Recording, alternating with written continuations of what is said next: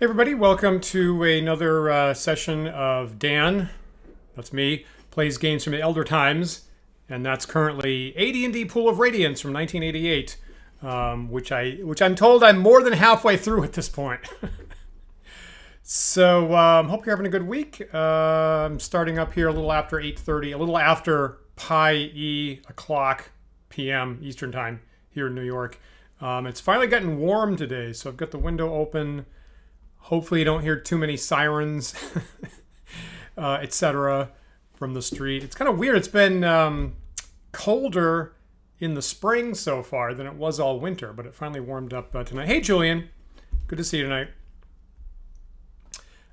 We were off with the talk show this Sunday for our annual indie house con that we have with friends up in Massachusetts. So got to see Paul and Max and Christian and Lauren and Steven and a whole bunch of folks, Andre and so forth, at that session, which was awesome. And now I'm back here into my personal work week, chilling out a little bit with some more Pool of Radiance. So let me start this up. Now I will say I just booted up Steam in the last couple minutes, and the Pool of Radiance collection updated. So we'll see if anything has changed that we can notice. Or maybe it's just smooth sailing.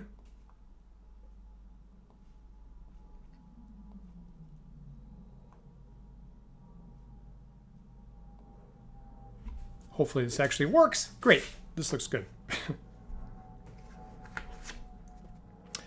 Handy code wheel to get through the 1988 circa copyright protection, which is always good. Hey, I could access the Steam community while I'm playing. Probably not going to do that. There's a couple posts. There's a couple posts for this game on Steam. Actually, I have noticed that. All right, so take the Elven rune that looks like a half of an obelisk, half of a division symbol, like this, and connect it up with the Dwarven rune that looks like a T. That's easy. Follow the dash dot line. This says, well, this says dragon, which is fantastic. If you were watching last time, bizarrely, I found the Lost Lizardman tribe and made peaceful contact with them in order that they would not join the big evil boss in the game. And weirdly, the password to indicate that I was peaceful was exactly the same as the code word to get into the game that night, which was like really weird. So hopefully I don't run into hopefully that doesn't happen tonight. Hopefully dragon doesn't become super important tonight. I'm hoping.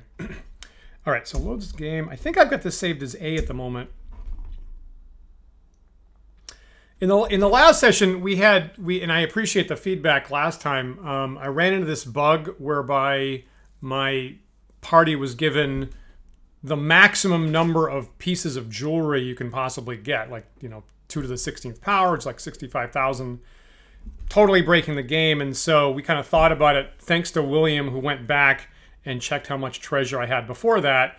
So after the game last time, I did dump the majority of that excess treasure, and now I think I have like 30 pieces of jewelry, which is kind of what I had up until that point, sort of. So Griffith doesn't, at the moment, doesn't have any of it. Where did so probably I gave it to Nirjarini, who's usually okay. So there's Nirjarini, carry around 35 pieces of jewelry, and which is super valuable each. So she's got that. Pretty much all of my party members at this point have fully free movement, have like 12-inch movement, with the exception of Griffith, because last time we found, if you see the bottom there, found this plate mail +2. So Griffith at the front is the only guy in plate mail at the moment. So he's got movement 9. Everybody else is 12, thanks to the consolidation of the money in that jewelry, actually. So that's nice. Now the other thing I have here, and I don't know if this is from last time, is I have a note that Griffith should be able to level up if he were to duel once. So he's at 27 1,085 XP.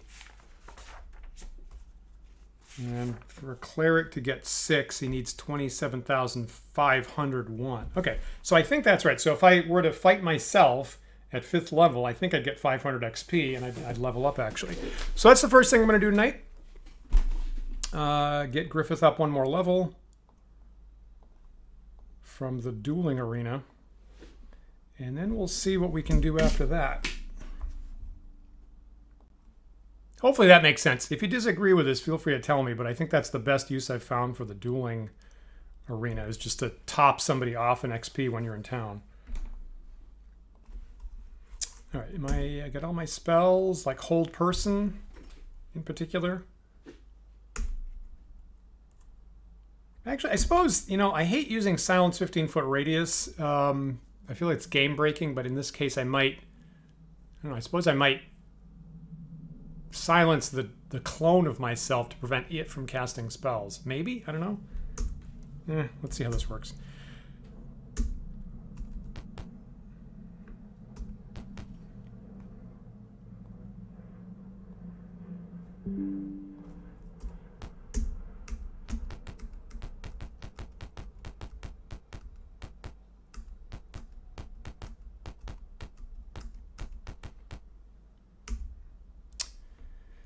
All right, so here is the training dueling center, hiring, henchman place. So here's our room that's filled with dueling pairs. Here's this guy who always offers the duel. The arena master asks if you wish to duel. The duels are evenly matched, namely you get cloned. And normally not to the death. Do you duel? Yes. Today, the answer is yes. It's going to be Griffith. All right, so there's me and the Griffith duplicate. So, all right, what's the chance that a whole person would actually take effect? So if it affects one person, I think it's at minus either 2 or 4 on the save, which helps me out. 5th level, roughly need like, I think a 15 normally. So I think he'd need a 17. He's probably going to fail. Wisdom bonus is in his favor. I'm going to try to cast the hold person here.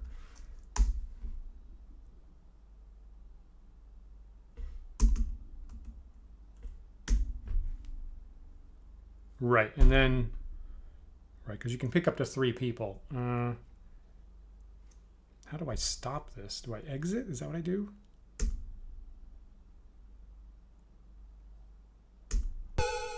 Oh, there we go. Great. Okay. And I didn't screw up the targeting and accidentally zap myself, like as has happened before. So that's good. Eh? There's your duel.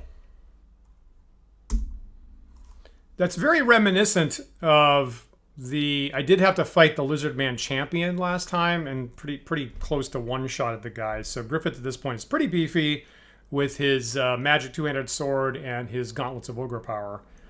And there's a 500 XP, so I guess I've figured that rule out at least. All right.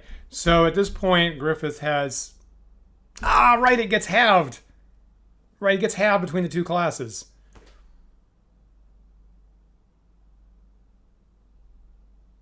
All right, let's do that again. That's fine. All right. Pushing my luck a little bit here. You know, actually, I will save this just in case I'm making a terrible decision.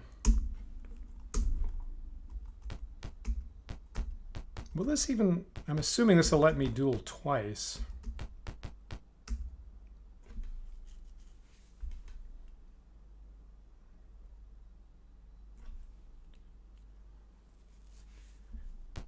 Ye olde multi-class XP split.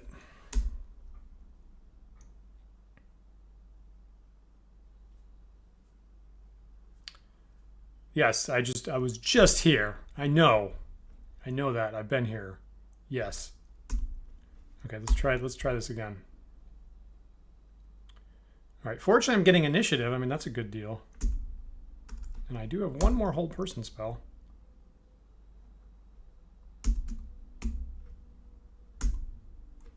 Exit. I see. So you get to pick up to 3, and apparently I have to hit exit each time, each target that I want to skip. So I hit exit once, I hit exit a second time, and now the spell goes off, and that didn't work. Ah, shit. Don't hold me, man. Don't hold it. Don't. Good. Wait, what? No. Oh, shit. Oh, that was Dispel Magic. Oh, interesting. Oh. Okay, so just in case he's got more hold persons that he didn't cast, maybe I'm going to hit him with silence.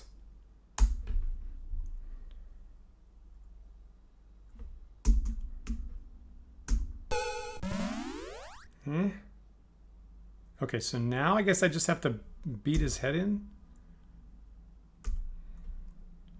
I'm going to get the first hit, which is good, so come on. Crap.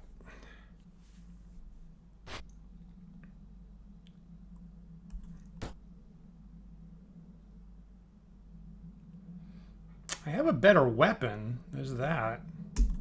I better hit him this time. No, that was not a good hit.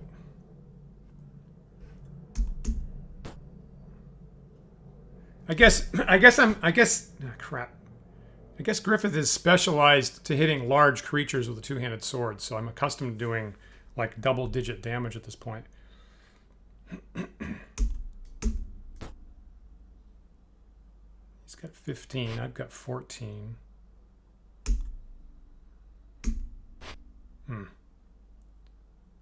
Miss.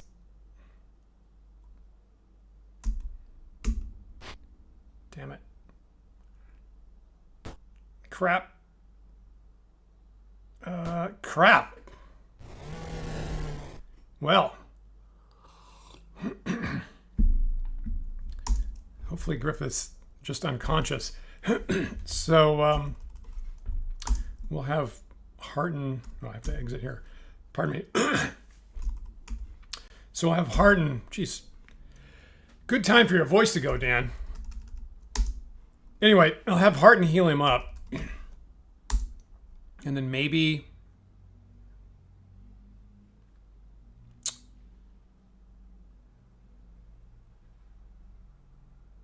Yeah, let's just rest up and then get Griffith's spells back. So what I'll do. That seemed really promising with the first duel going off well. And then I had to remember about the XP split.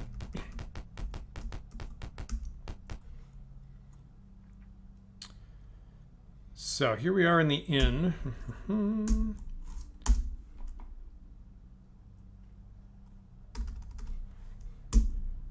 Get Harden's spells back. So should I take...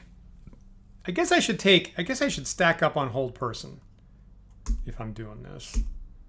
Because I'd rather hit him with a hold at a penalty than silence to wipe out one of his spells. I think seems advantageous. So we'll do that. And then gotta heal up 27 hit points.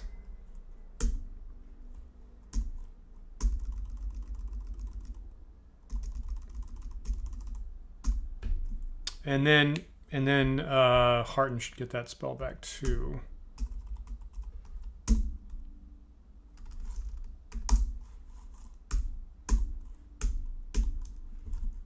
Okay.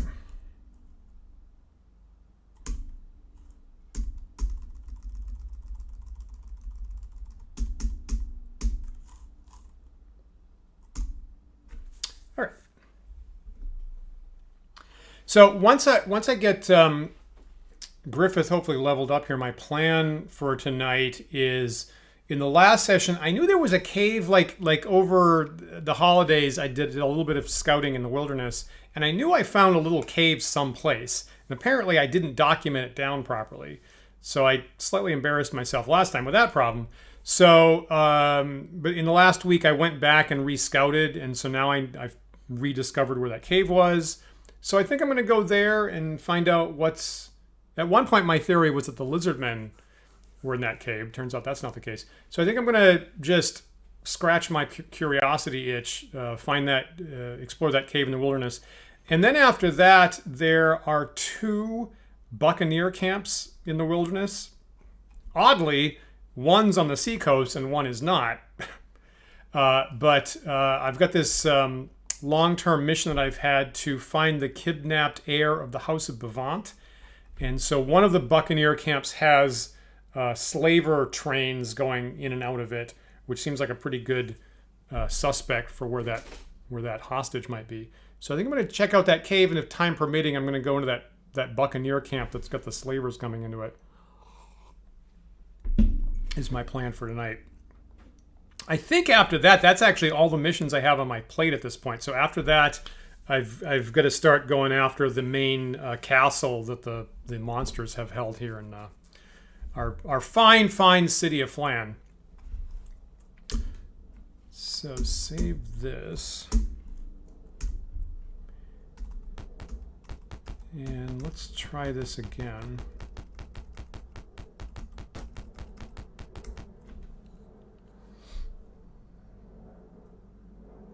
So my plan here is just to hit the mook with hold persons. That's my idea. Hopefully I get initiative again.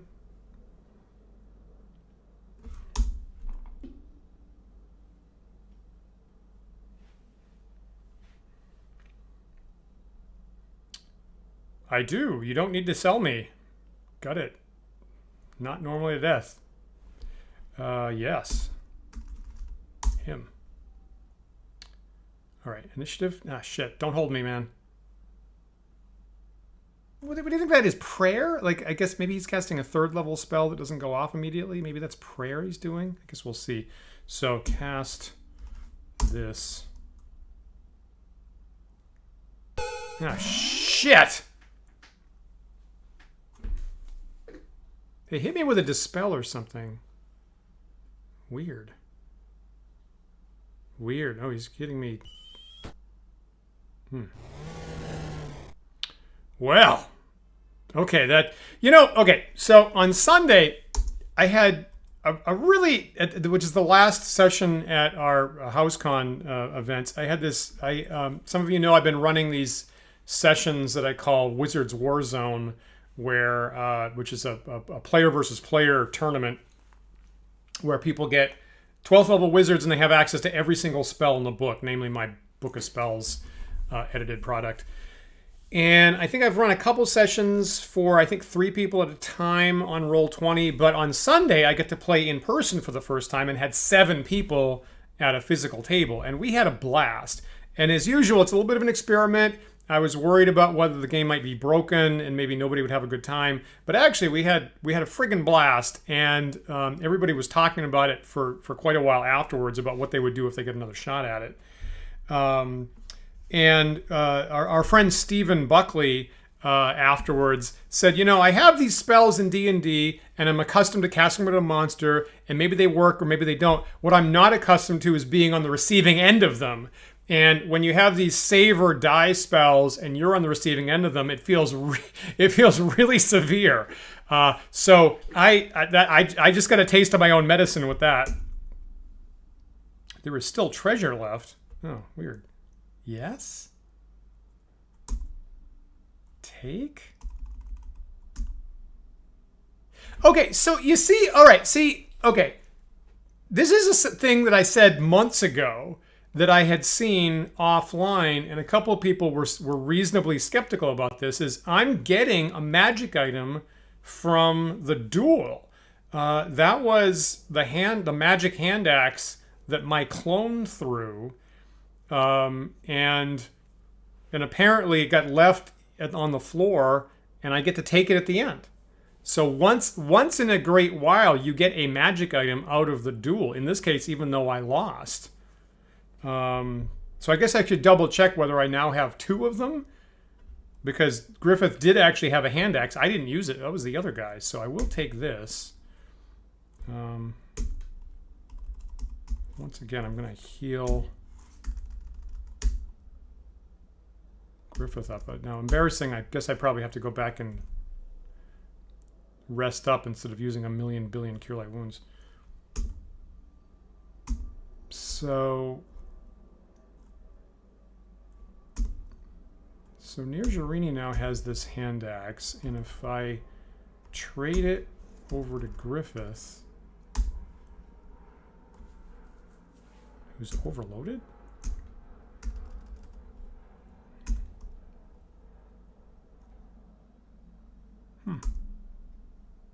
Anyway, you can see that Griffith has a +1 hand axe, so I just doubled that because of the dueling.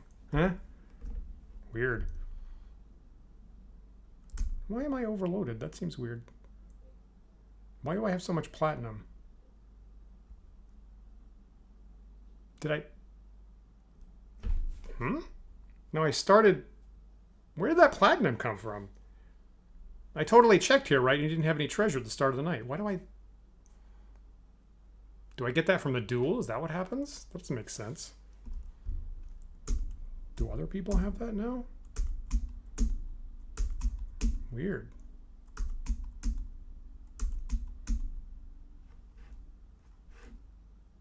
This game is starting to just give me random amounts of treasure out of nowhere, and it's weirdly it's irritating because of the encumbrance. So if I trade the money over to her, weird. Then I can go in here and trade hand axe number 2 over to him. Now her movement's 6. What am I going to do with all that platinum? Well, okay, assuming that Griffith actually levels up, then I'll be able to pay at least, well, 200 of it.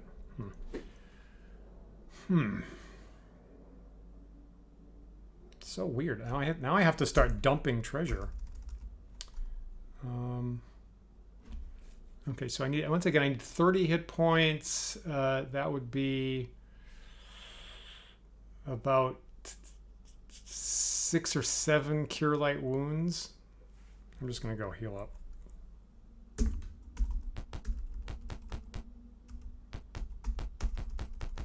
This plan seemed so good when I thought I only needed 1 fight.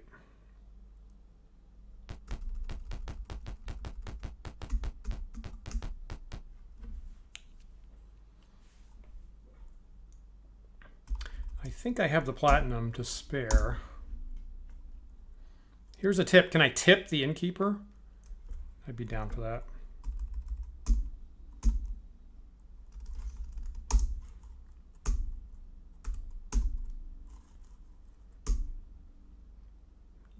$30.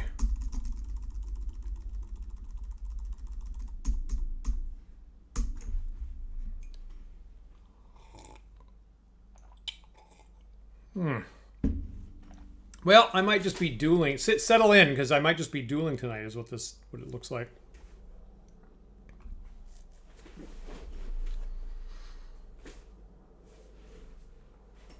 So close to that 6th level.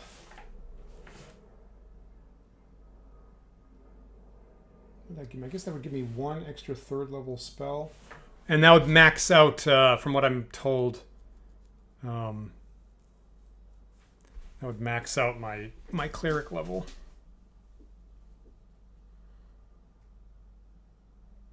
So it got hot here like this afternoon in New York. It has not been warm up until like the last couple hours. And right around when I started making dinner, I was like, I'm too hot.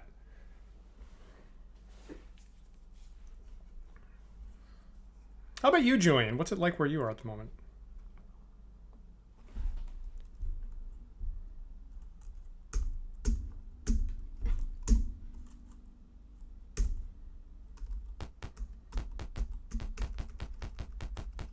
Okay, so what I'm hoping is A, get initiative, B, have the whole person work. Yeah, that's about what it is here at 9 at night now.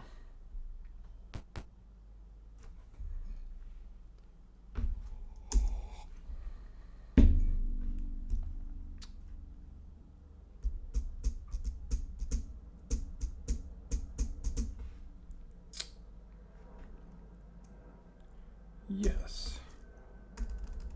Griffith.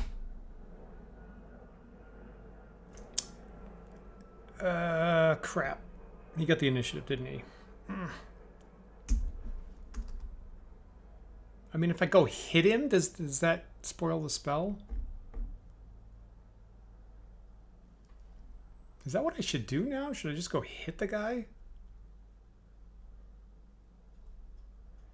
Yeah, hey, Disparrow. Yeah, you know, I won the first one, overlooked the fact that my XP gets split, and I have to win 2 here, and getting the second one is turning into a problem.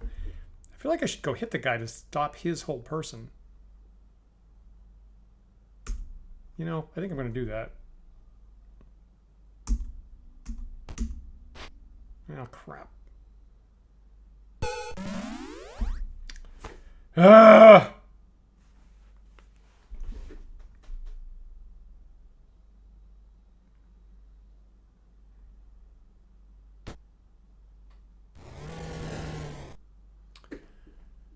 Yeah, I figured with the Gauntlets of Ogre Power and the two-handed sword +2, that improved my chances there over the -2 modifier you've got on the whole person.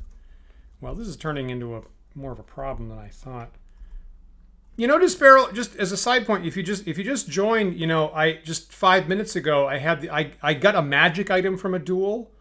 You know, that my clone threw a magic hand axe and, you know, beat me, and nonetheless at the end of the duel, I got to pick up the magic hand axe and got an extra magic item out of it.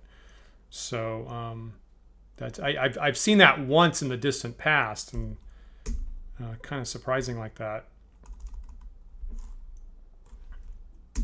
right?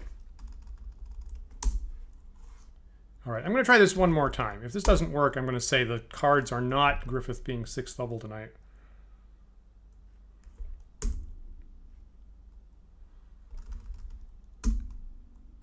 I'm just going to point out, if you see, Griffith has this magic hand axe and this magic hand axe, which is actually a duplicate of it through the duel.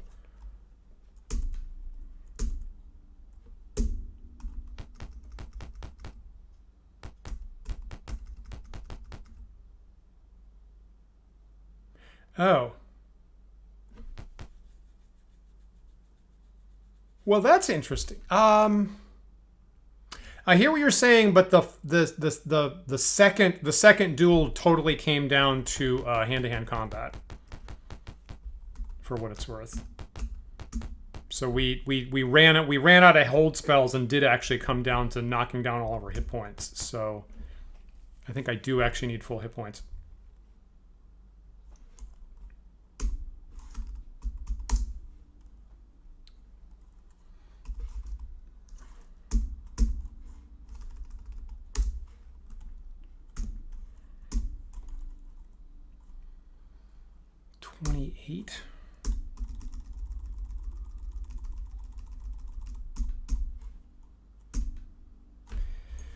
And, you know, obviously, if I was actually playing D&D, I would say, you know, we cast all of our Cure Light Wound spells and then, you know, do this in like 2 days. But for the interface here, I find it easier just to rest the whole time.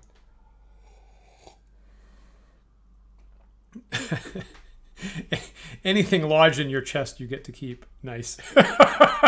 That's very generous. Okay, now Nathan, I don't know if that typo was intentional now or not, because what you literally just said is the woman at the end looks like a were-deer, which now I wish that was a thing. I'm guessing you meant were-bear. Oh, really? Okay, all right. All right, good.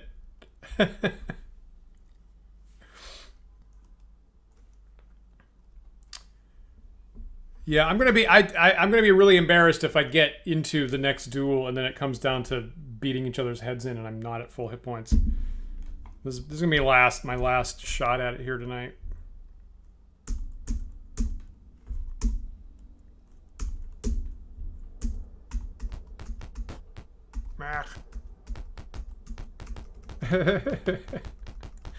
Nice, I see that. I see that. Got a little bit of a druid vibe going on there.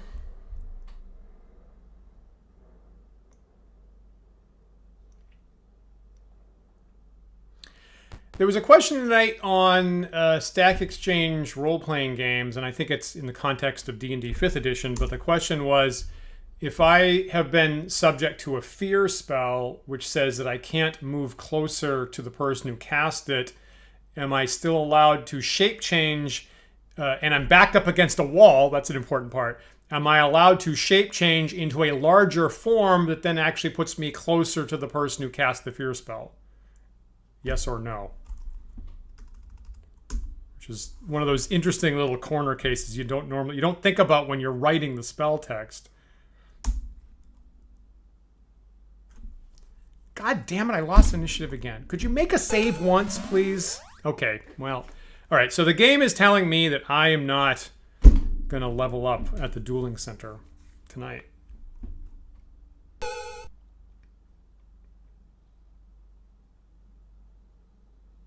And he throws the hand axe. I wonder, do I get a new one?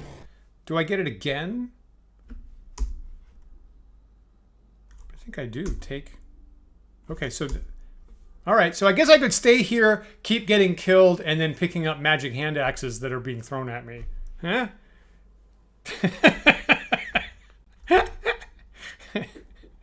I've figured this game out, finally.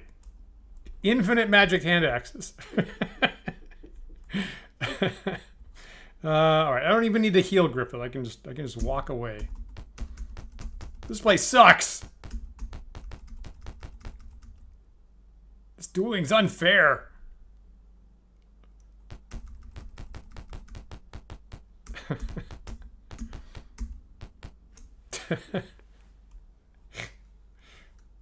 You know, I saw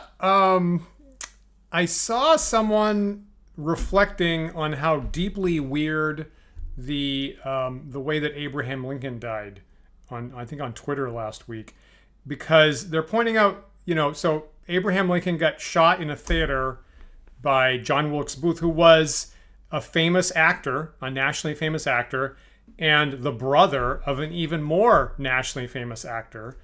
And something that I actually didn't know was that the sic semper tyrannis that he yelled when he did the shooting was, I guess, a line from Julius Caesar, from the play Julius Caesar, that John Wilkes Booth's brother was famous for saying on stage. So the equivalence, let me get my resting started here. So they pointed out that the equivalence would be if Liam Neeson, right? Not Liam Neeson. Who plays Thor in the movies? Suddenly, Helmsworth. Liam Helmsworth, right? So the equivalent would be if Liam Helmsworth shot the Prime Minister of Australia and then yelled out, "I went for the head." Like, that would be legendarily bizarre, and that is exactly what happened with the killing of Abraham Lincoln. Isn't that a weird way of looking at it? Thank you, guys. Right? Really interesting observation, because that's massively bizarre, and effectively that, you know, the analog of that absolutely happened in the real world. What a crazy planet this is, really.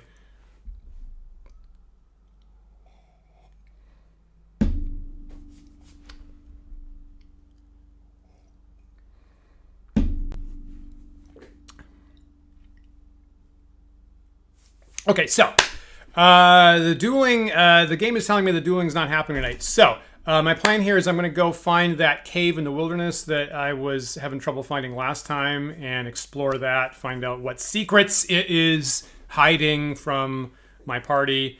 And then if that is very quick, then I'm going to go to the buccaneer camp and try to rescue the heir to the House of Bivant, which is my, you know, I don't know he's there, but that's my best guess. And I'm hoping that cave doesn't move around. Like, I'm actually a little bit suspicious that the cave actually moves around, because it seems really weird that I found it at one point and just documented the wrong coordinates. Seems unlikely, but, you know, I've done it. I guess I've done it before. Ah, crap. Crap. Okay, Disparrow. The cave is randomly located. Okay. All right. Okay. All right. Thank you so much. Thank you so much for that. Okay, so that explains that. So, plan B. So I'm going to go after the mission to the heir of Bivant. I guess right before I do that, I'm going to check in with the town clerk, just in case some other problems cropped up. Interesting. Okay, thanks for that. Let me write that down.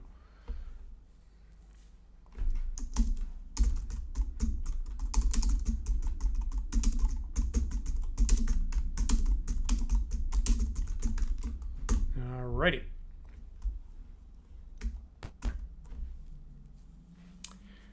Good to know.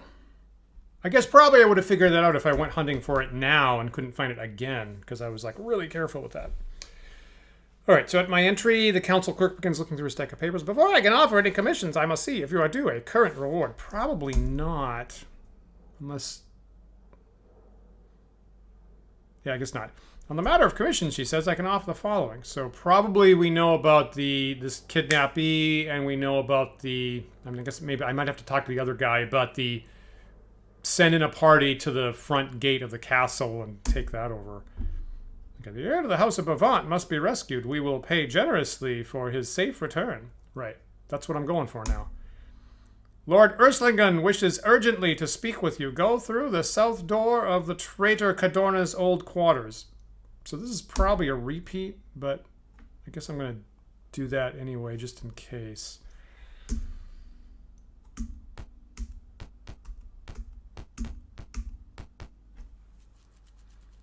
Thank you for coming. I must be brief, for our need is urgent. Our one chance to defeat the enemy is through an assault on the castle. To do this, we must first secure Stojanau Gate. Right, this is the same as we've seen before. The gate is too strong to be taken by storm. A small band must slip inside and hold it until relieved. You are the best and the bravest. The council has instructed me to entrust the task to you. All right.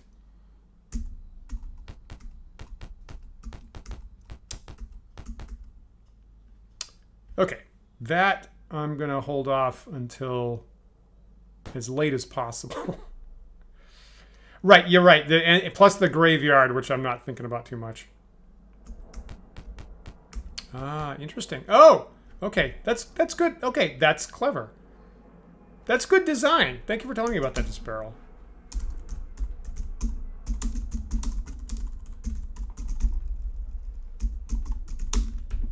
That's actually pretty good design.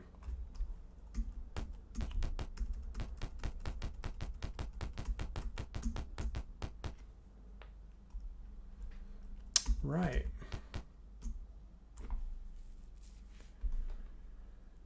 Okay, so here's the harbor master, and as usual, I'm going to take the boat to... ah, crap, I'm still carrying... okay, so having not leveled up, Nirjarini's carrying around this enormous sack of platinum, which I'm not thrilled about. I like her. I like her carrying around. Actually, let's just back out of here for a second. So I like her carrying around the jewelry as the one person with that, but carrying around that giant load of platinum, I'm not thrilled about. Yeah, right. I'm really close to just chucking the platinum, granted I have so much jewelry. But, you know, I get in these habits, and I'd like it's like previously I would have, you know, punched myself if I was dumping platinum, but here I am.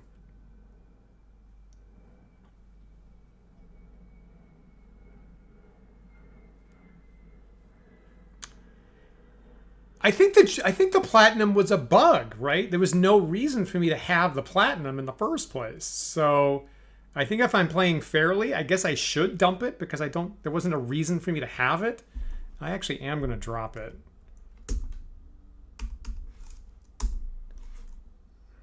Like 500?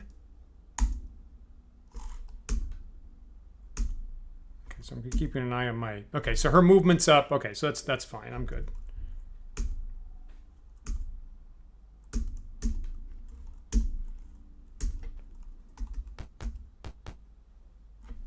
Yeah. Was that 2,500 gold pieces?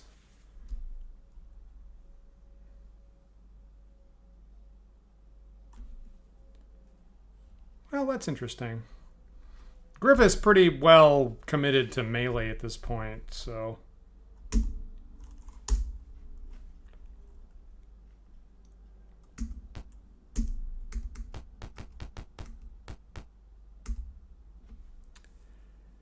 All right, there's our boat.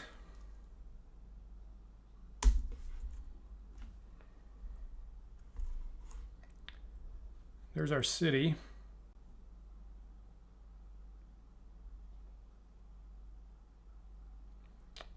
I'm going to leave the city.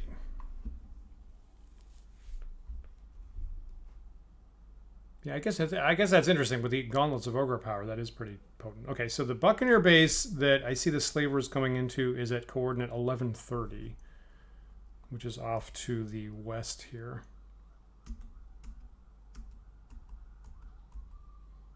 1130.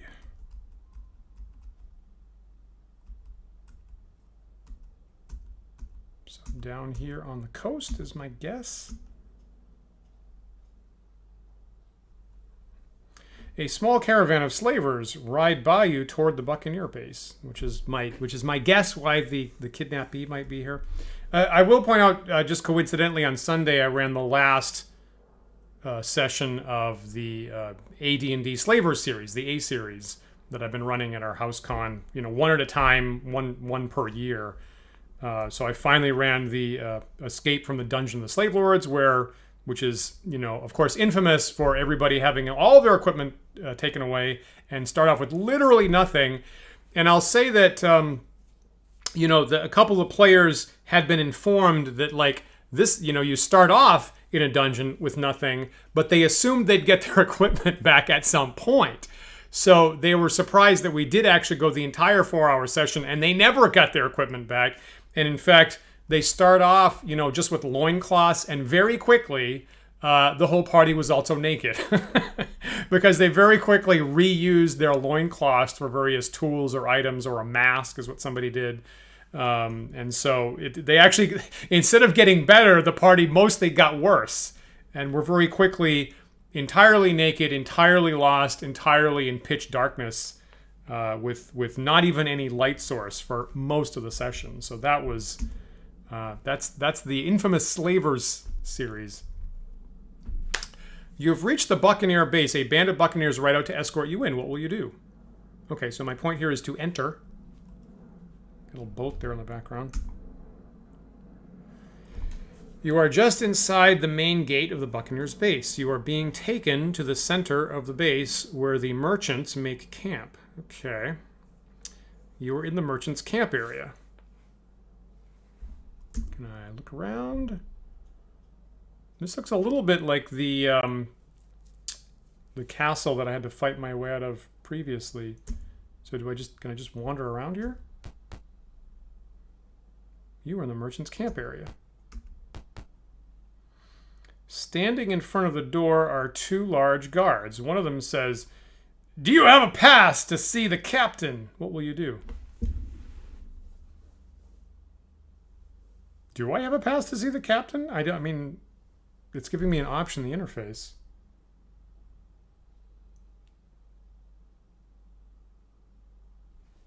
Okay, now, all right. I'm going to hit show pass here, which is going to be a mistake, but maybe I got a pass in the past. Maybe I previously got a pass that I forgot about and isn't on my equipment list. If that's possible, I'm going to hit show pass. Show pass? You do not have a pass to show the guards, of course.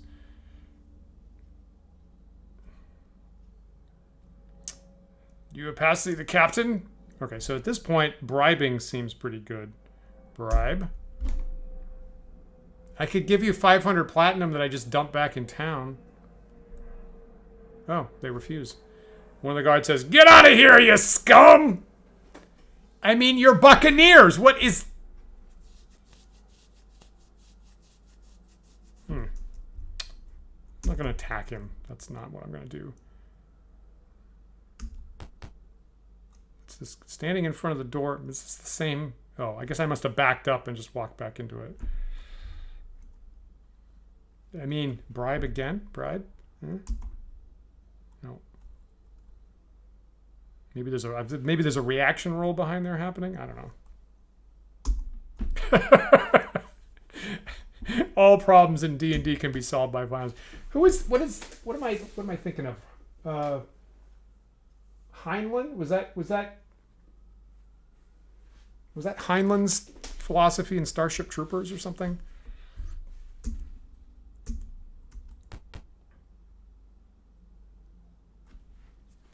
Really safe? Really? You want me to attack there? I'm gonna scout around. I mean, you guys are really hot for me to fight here.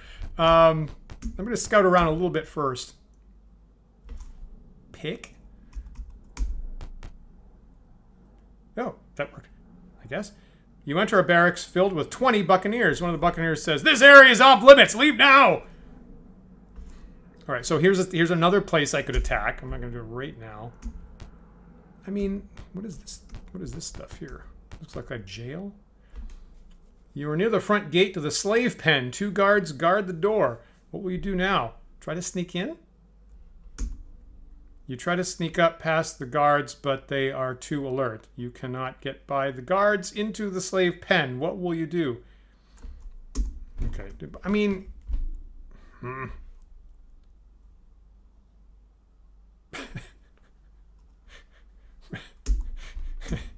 Okay, so you're living through my characters, and I'm mostly experiencing the death of my characters. Is what I get to do. What is this now? You have entered one of the guard towers. Inside are 4 buccaneers. One of them says, "This is a restricted area. Leave now." I mean, why was I led into this place if every single part of it's off limits? But this, that was just empty. Search. Searching. Nothing. That's a big slave pen, I guess. No, it's the outside wall, eh? This is a tower?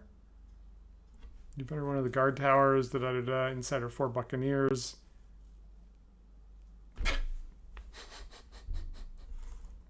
Okay, so that's... Alright, so there's some place I'm allowed into.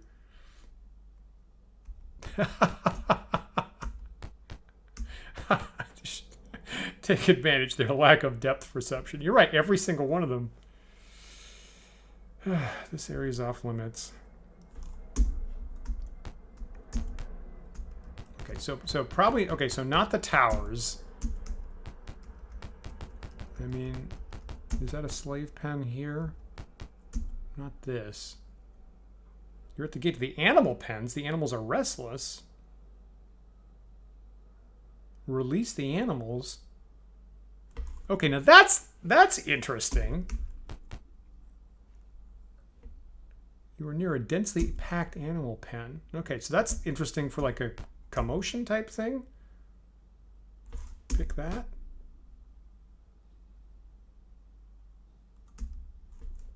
Okay, it only gives me the pick option once.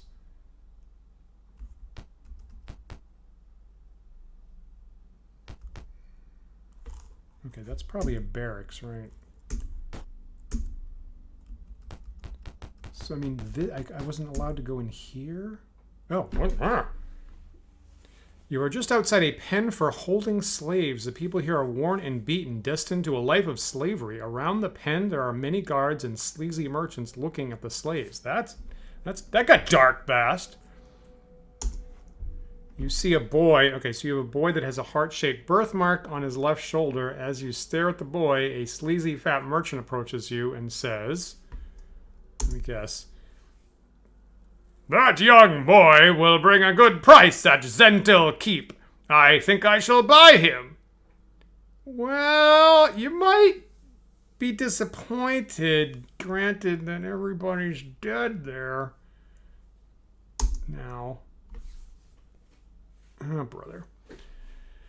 What will you do? Punch merchant. I like that that's the first option. Agree. Say nothing or rescue boy. Well, okay, so ultimately rescue boy.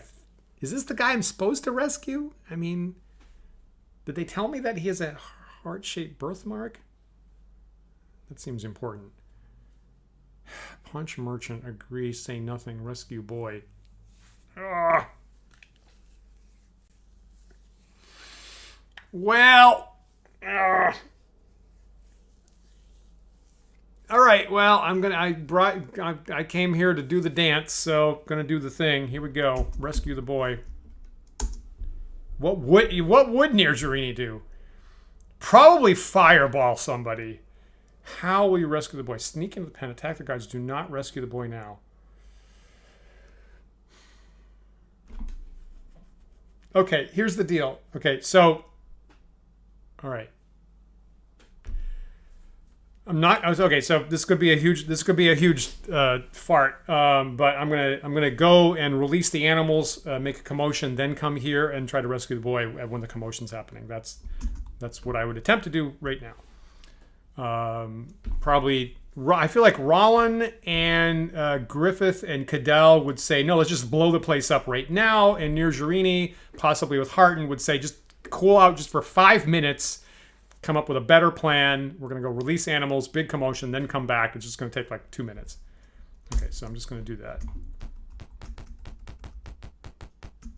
I think that was over here, right? You are at the gate to the animal pens. The animals are restless. I suppose I could get attacked. I'm going to release the animals. As soon as you open the gate, the animals inside charge out. They stampede across the compound. Haha, that's what we wanted. Okay, so there is a mass confusion as the animals run around the compound. Guards are leaving their posts in order to control the animals. That is what we wanted. Okay, so animals are running all over the compound. You are just outside some empty animal pens. Yep. Now it's a party. Oh, so you're with Rollin and Griffith.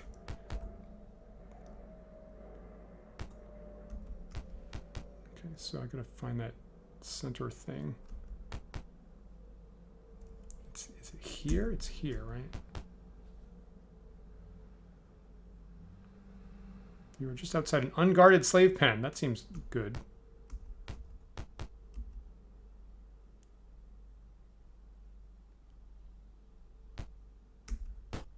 Oh man, where? Okay, and just like that, I think I'm lost. Was that it? Which one was it? Was that the one I'm thinking about, or was it?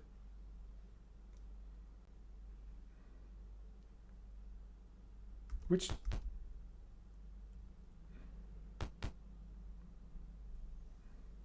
I have to get that. Damn it.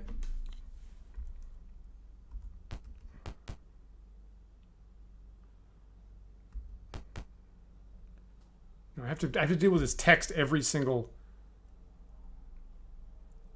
So where was the pen with the kid? Was it here, or is it the one to the? It's not the one to the south, is it? It's this, right?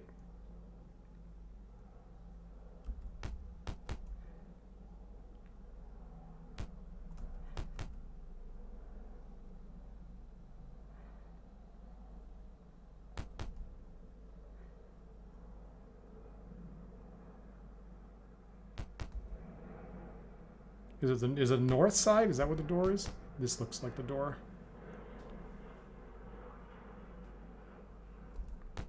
Here? Okay, pick it. Yeah, all right. So I'm in the slave pen. Standing near you is the young boy.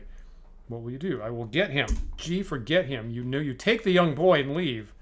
The other slaves also run out the slave pen. Okay, so that seems promising. So now I just need to find the front gate, which I usually have forgotten where it is. Animals are running all over the compound. Animals still running all over the compound.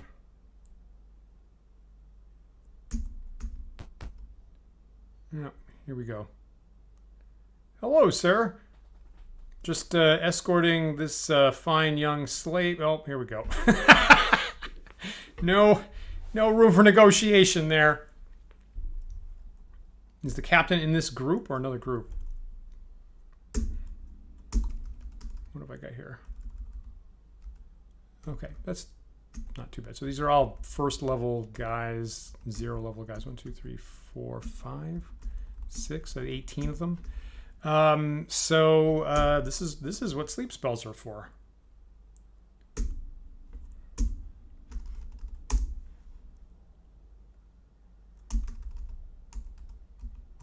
Oh, there's 2 more. So 20 is what I got.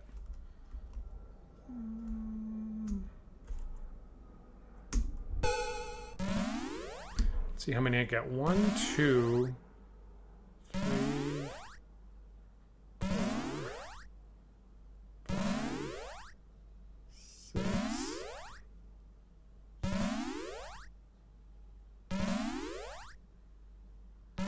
9. That's a good deal. I like that.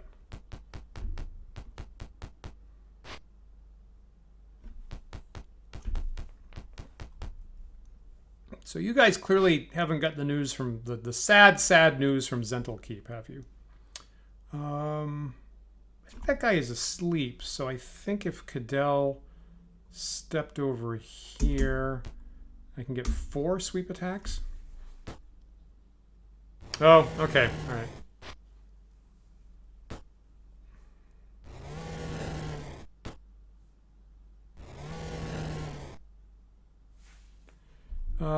Yeah. Should I use another sleep spell? I mean, I have a lot of sleep spells, so yeah. Like I think. Okay, so that guy's held.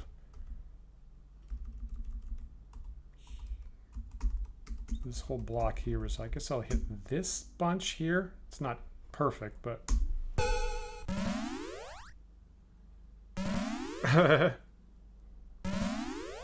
Oh, really? Okay. That's interesting. There's a Zental Outpost and a Zental Keep. Should I be saying Zental? I'll give you 2 options. A, Zental. B, Gentle. What is... Okay, it sounds like the first one, right? Because the second one sounds too much like gentle. So I'm going to go with the first one. Zental. Zental. Something like that. Okay, so I'll have Hearten step up and just bash people that are down. Yeah? Okay, thanks.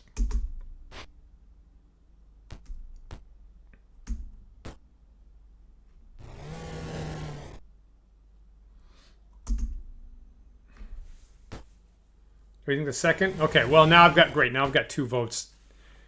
Now I've got 1 vote for each option. I need more votes, so feel free to chime in the chat whether you think it's A, Zental Keep, or B, Gentle Keep. I don't like it sounding like gentle, but on the other hand, what's the H there for? If not that.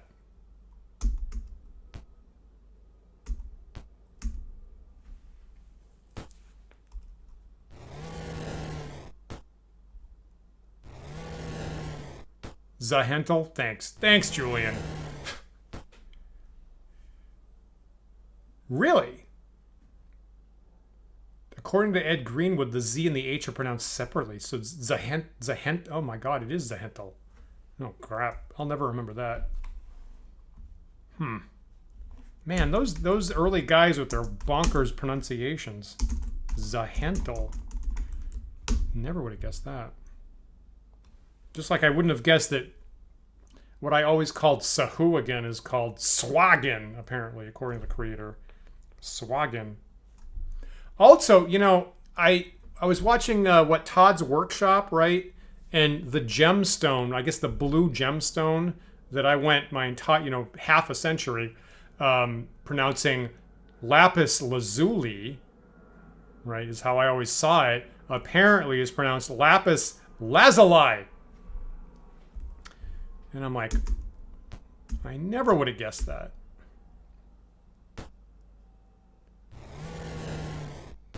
So NAD, you think it's Zental, which would be my first instinct.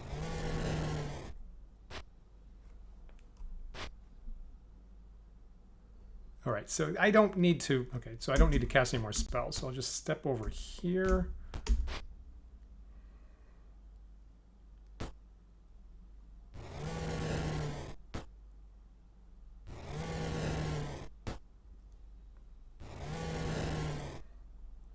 First level guys, you really don't want to get into a fight with high level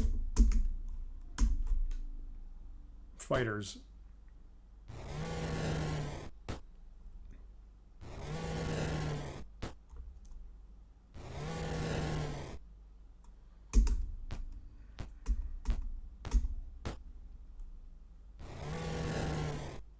Now, one thing I noticed is that it only let me move Griffith 3 spaces, so I'm a little concerned that somehow somebody dumped more platinum on him or some crazy nonsense.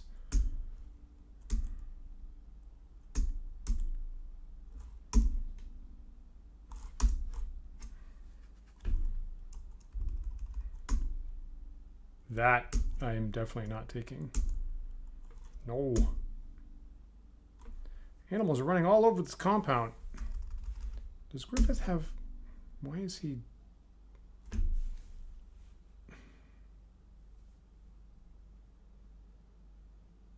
Why is his strength 16?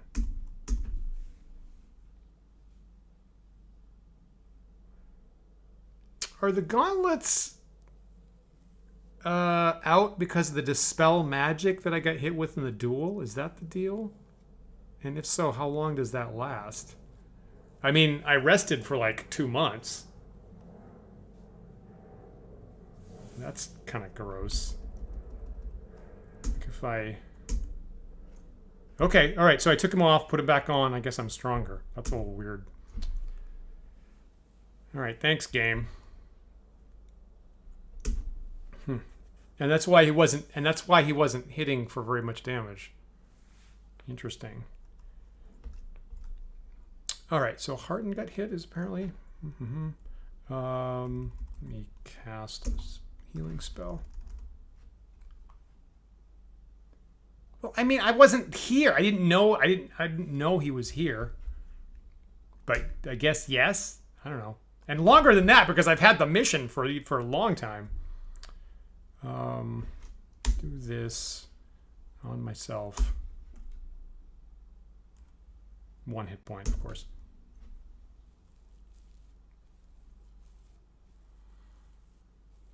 Yeah, I agree with that. Where the emphasis on that syllable is the you know, obviously I never looked it up, but that's what the dictionary says too. Lazuli. I think I did actually see lazuli.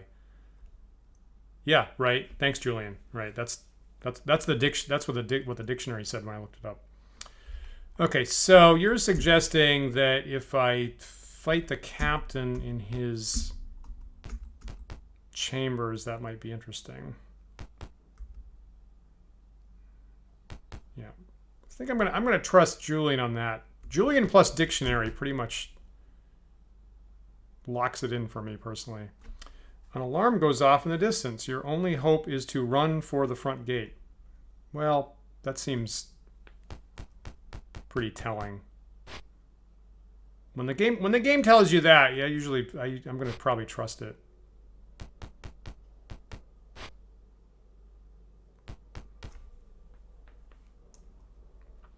All right, so let me just kind of scout around with this batch. Okay, and there's a higher level now. That guy's probably 3rd level or something. Yep, 3rd level. Thank you, game, for actually telling me. Okay, so I got a couple 3rd level guys. I got 3, 4 3rd level guys. I'm going to assume this counts as indoors, I think. So a fireball would be 3 by 3. Really? What? Crazy. All right. All right.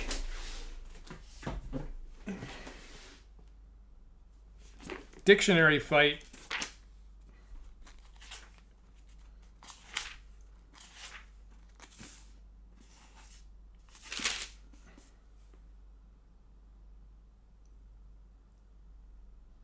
Okay, so what is this? Webster's New World Dictionary, 3rd College Edition. Yeah, I have lazuli.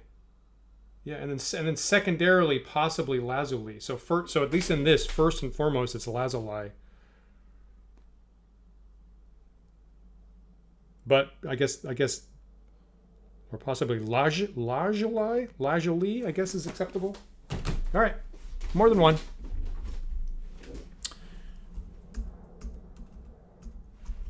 I always like a good dictionary fight. Yeah. Which, you know, if you literally actually fought with dictionaries, it would, I mean, they're pretty big. It would possibly hurt. Okay, so 3x3 fireball might be nice. I mean, unless I have another big thing I have to deal with. So I guess I'll go fireball here. Why not? Cast. Just have to not get hit for a little bit. Griffith, I guess, will just hit. Like so. Okay, it's good and nice to have the gauntlets working again. I want Hearten to be here and defend her.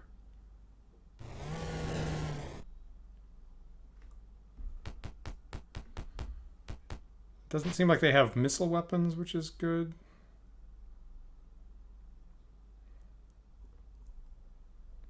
All right, here's what we came for. I guess that looks pretty good right there. Is that going to hit Cadell? 1, 2, 3. 1, 2, 3. 1, 2, 3. This would be safe. Yeah, that would actually hit Cadell right there, wouldn't it? Okay, like here, this would be safe. Try that.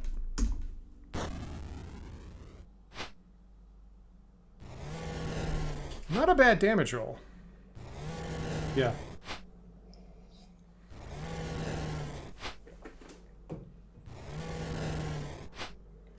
It's all right, 6, 7 times 20. Well, I guess that's average, right? That's exactly the expected value.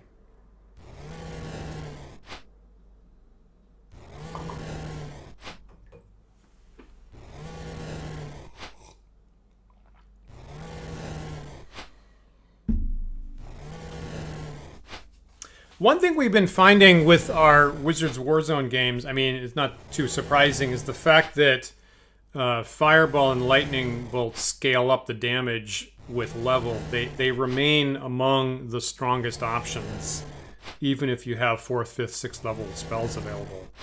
You know, you have a lot of effectively save or die spells on the table, but nonetheless, Fireball or Lightning Bolt against another wizard, pretty good option. Usually 2 hits will usually take somebody down. Right, 2nd edition capped them at 10d6.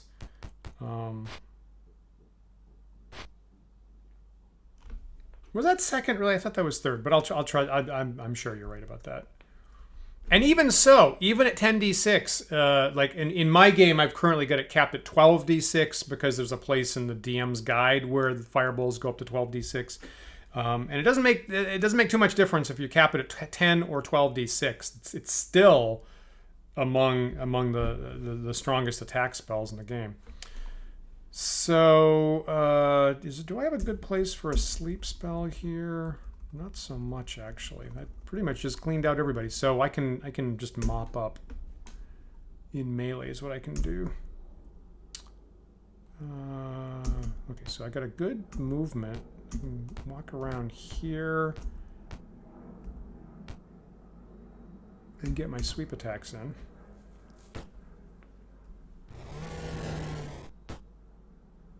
I think Beckme had a 20d6 limitation from Frank Metzer, I think.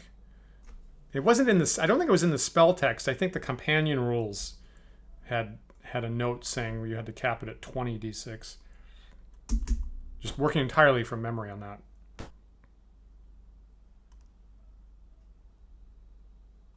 This is fine.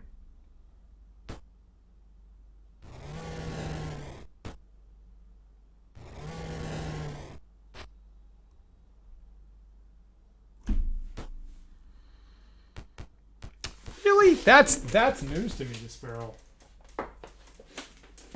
That I don't recall. But you've got me interested. Did it have? I think it had like. Did it have like a rule that was like any attack spell, or had it just had a general rule that any attack spell was going to cap out at 20d6? Was that what it did? Where would that be here, actually? Maybe spell damage or something? Spell damage 109. I'm looking at the rules cyclopedia here that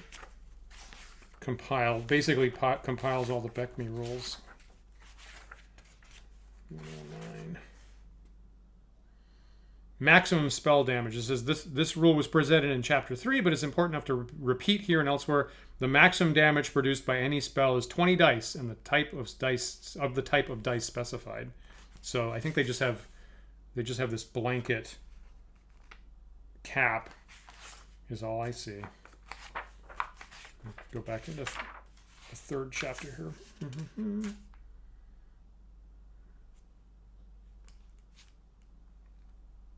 Yeah, important note. I get a little box here. The maximum damage produced by any single spell, including Fireball, Lightning Bolt, Delayed Blast Fireball, is 20 dice of the type specified, usually d6, therefore a maximum of 20 d6. This is very important. Italicized for game balance and should not be ignored. For example, without this maximum, a 36th level magic user could instantly slay any other magic user by surprise, regardless of the results of the saving throw. Which is a pretty good point, all things considered. I'm just checking to see if the Fireball language has some weird progression to it.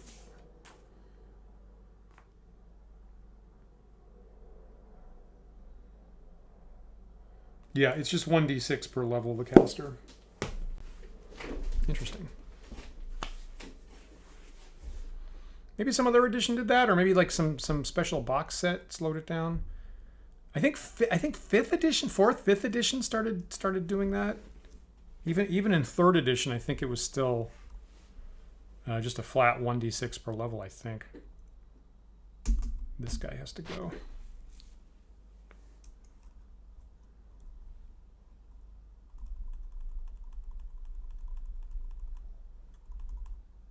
How do you feel that it errated it, Julian?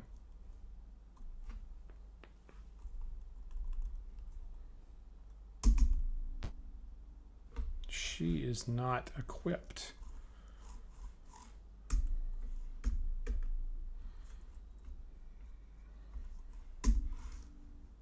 Because she's got a wand.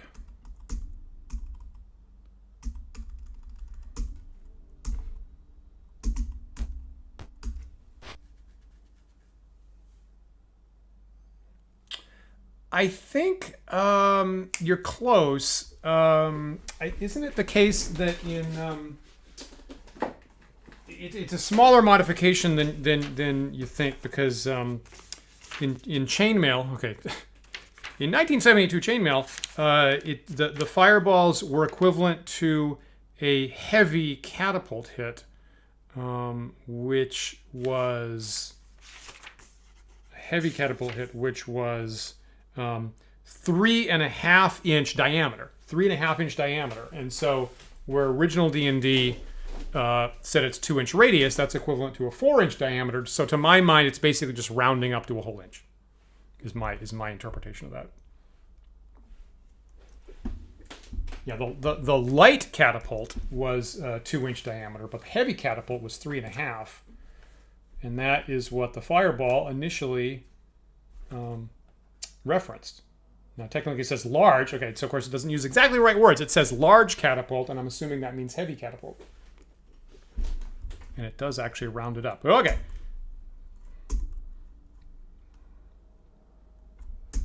I got to admit, I do love checking up on the history of where that stuff comes from. Is there a guy still here? Yeah, I'm just letting that guy go.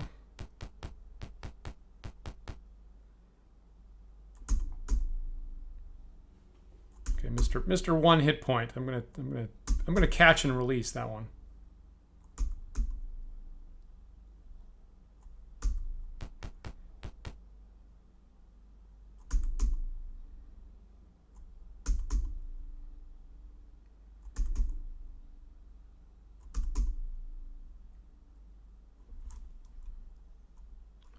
Do not continue the battle. Okay. A little bit of XP from the 3rd level characters. Anything interesting? Probably not the money. Definitely not that. Any items? Probably not this. Plate armor? Okay, so that looks like a bunch of duplicated stuff. You know, I'll take the quarrels.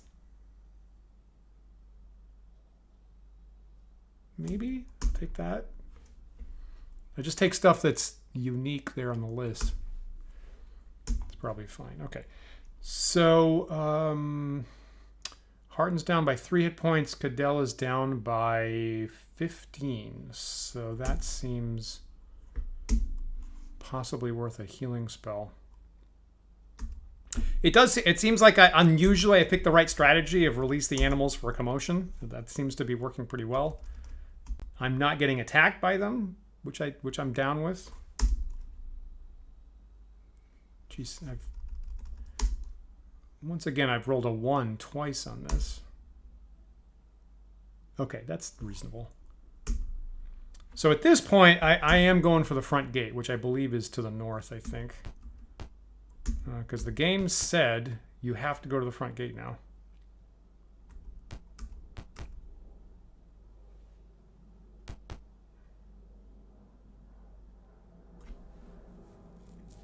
Right. Jesus Christ.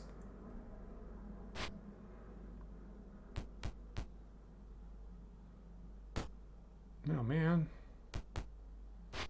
Okay, so I think I'm done with fighting my way out of encampments and castles in this game. I think I've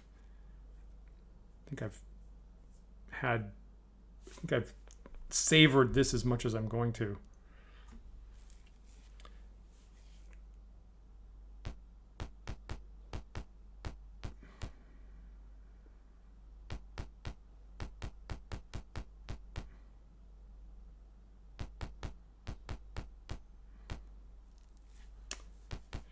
I hear that, Despero. I think if I was playing D&D at this point, I would prioritize getting the goal and getting out.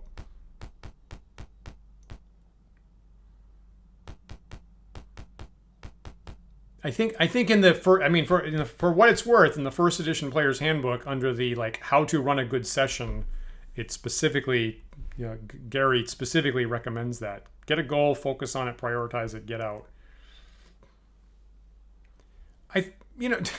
Don't you want to stop them from doing more slaving later? That could be a later goal.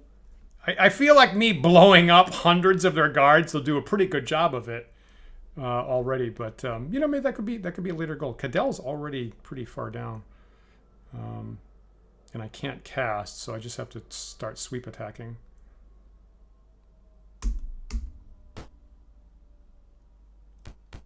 Yep, I hear that, Julian. It's it's notable.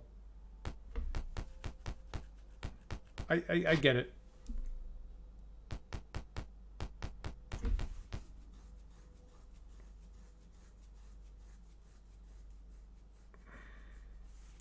Okay, how many third level guys are there? This one, probably just at the front. 1, 2, 3, 4. That guy's injured. Okay, so 4 guys. I mean, it was nice in the prior fight that Nirjarini got the initiative, so she'd get the fireball off before they moved out of formation.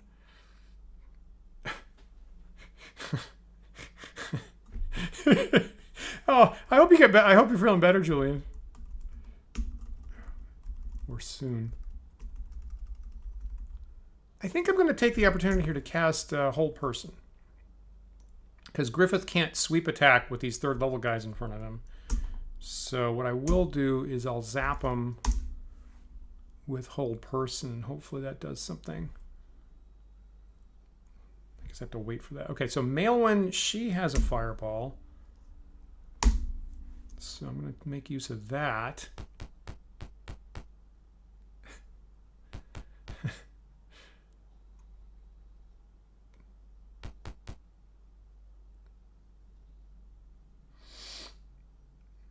Okay, so if Maelwyn's throwing a fireball out, what should Nirjarini do?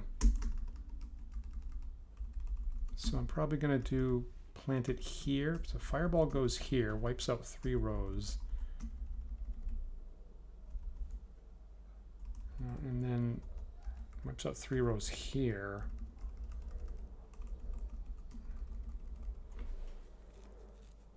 One, two, three. 1, 2, 3. That's gonna pretty much wipe out everybody. So here and then 1, 2, 3. So this guy will be safe. This guy will be safe. So I guess I could put a sleep spell there and it would do something. Try that.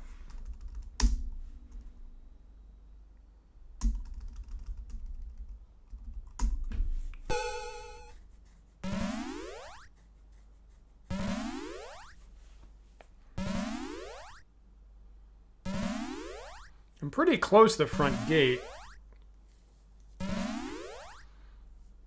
Had a good first session to keep on the Borderlands. That's cool. I knew you were preparing for that. I'm glad that went well.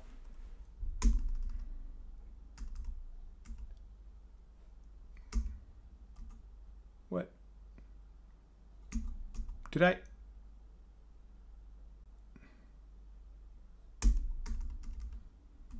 I thought I'd slipped there and was targeting my party, which would be devastating. So here, is that where I want? 1, 2, 3. I think I want it right here. Try that.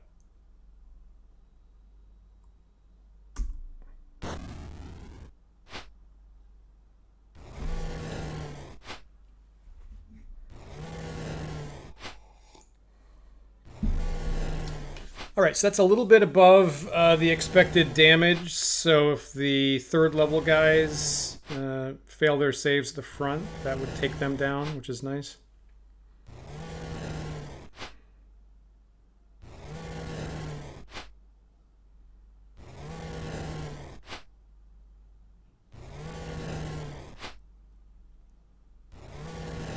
If I meet 1 or 2 more random encounters, the captain's going to come out. So, you know, if I gotta fight him, I gotta fight him. I'm not going to go looking for extra trouble right at the moment. You know, if I get a bunch of extra nice magic treasure, I'll take it, of course.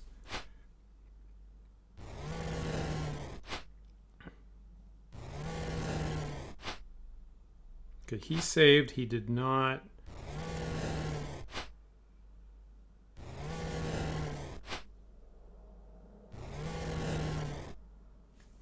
All right, that's pretty good. So here's Griffith with the whole person going off, which is nice because the fireball first, so I know who saved and who didn't.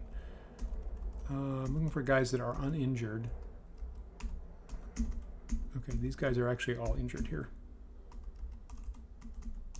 Nonetheless, I'm going to take out the guys that I can't sweep attack. So I'll target him, him. Be real careful here. I got to hit manual, then target, and him.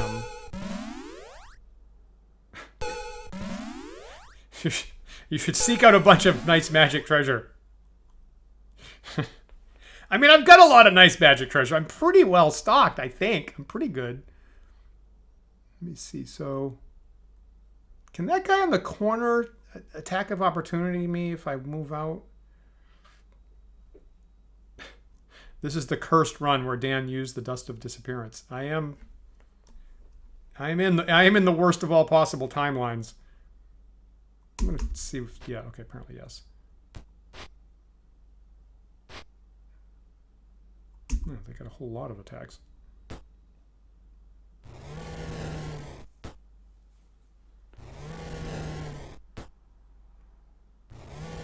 Note to self, Cadell is pretty well injured. I mean, I could cast, right? I could cast Cure Light Wounds right now.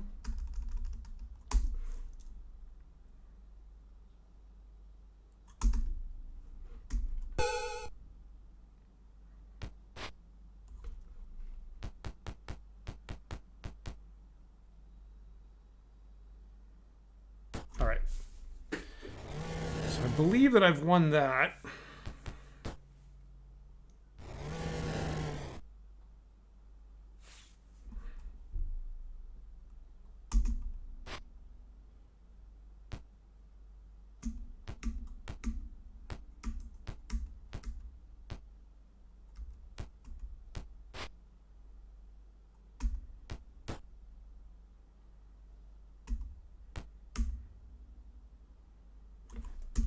Do you see what I'm doing here? I'm maximizing Melwin's sweep attacks. Here's what I'm doing there.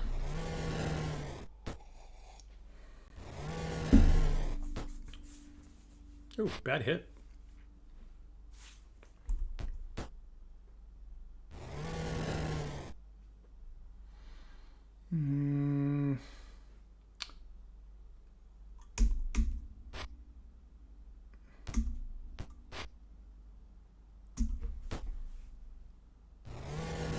Oh, right, that guy was 3rd level.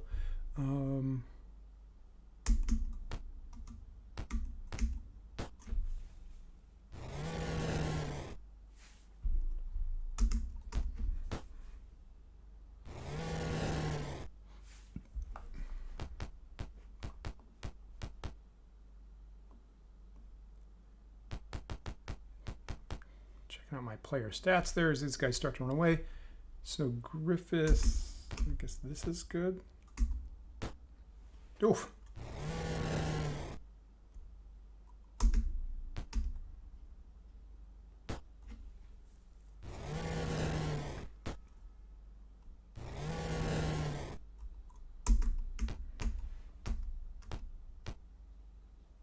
Are these guys all asleep? Is that the deal? No, I guess not. That guy is, though.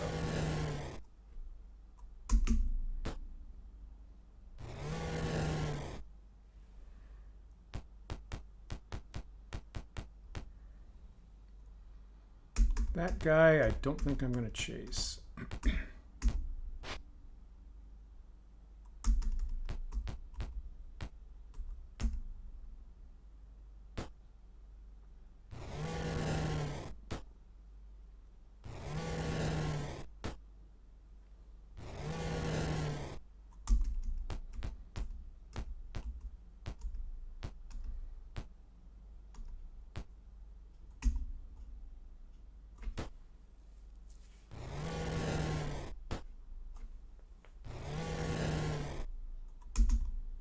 Yeah, I could.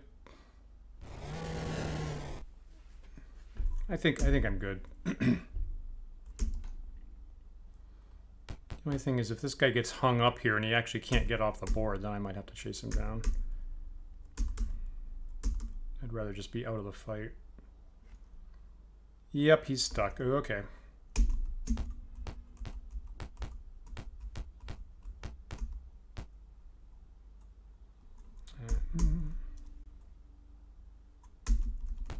Actually, I kind of don't want her to do that.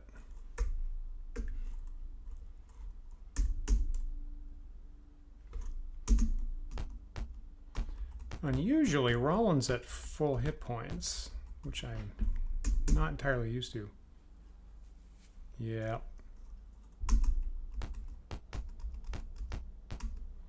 You are correct.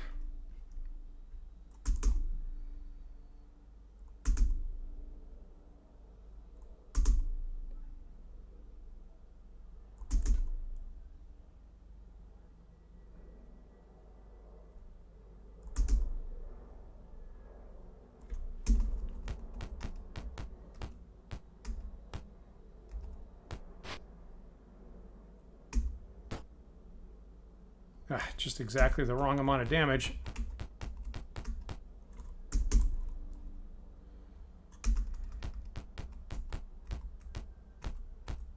Ah, crap. Just exactly the wrong distance.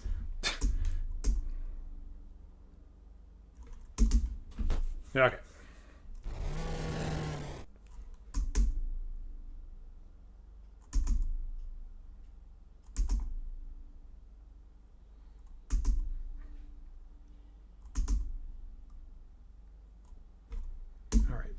So, trying to get to that front gate. Anything interesting to take in money? Probably not. Items? Probably not. Yeah, that's just duplicates of that last party. So I'm going to say no to that. Animals are running all over the compound. I'm going to save here as a B game, just in case things go sideways terribly. Okay, there's the front gate. So I just need to go 30 feet or whatever. The slaves cheer your victory. A large group of buccaneers stands in disbelief. The buccaneers part as a large man in gleaming chainmail steps forth. The slaves fall silent. You know what? That's a good piece of business. The captain says, "You have fought well. You may ransom yourselves or die." What will you do? Seems like an attractive choice, sir. Yeah, you picked the wrong day. You throw caution to the wind and attack. The captain smiles and then rushes to battle. Yeah, I think you chose poorly, sir. Oh, 4th level fighters. Oh. Whoa, look at that guy. Okay, so let me scout out my situation here. Captain without...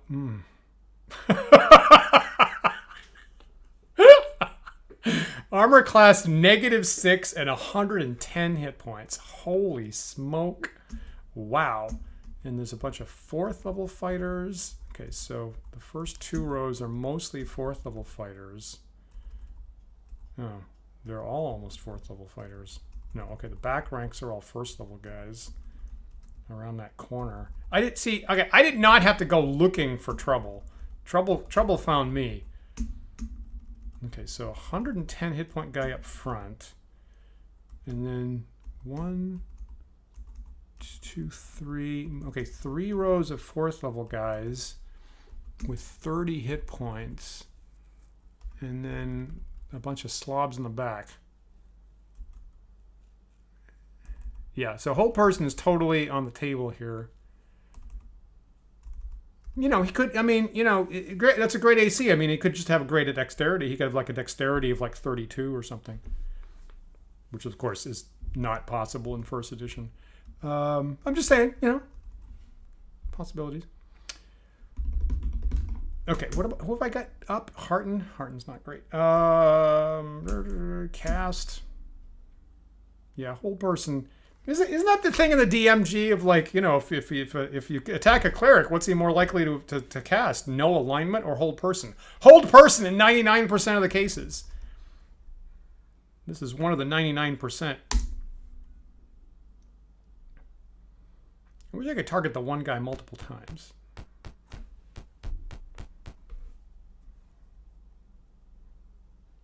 So kind of hoping that my casters, now they don't have any ranged weapons, which is important. So hoping my casters go sooner rather than later.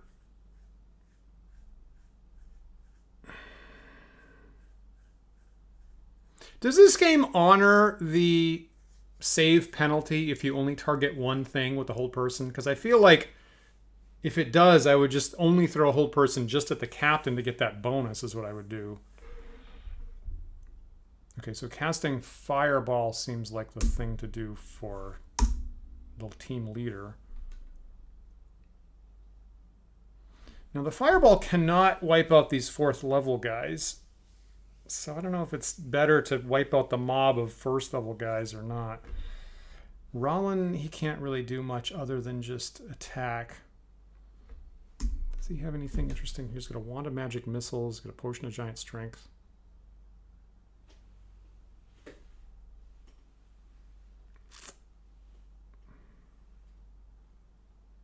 I'm not in a position to backstab anybody. I guess I'll just hit some slob.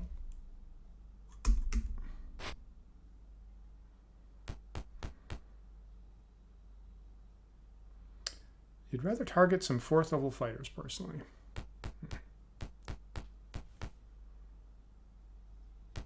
I'm going to dig up the manual here and see what it says specifically.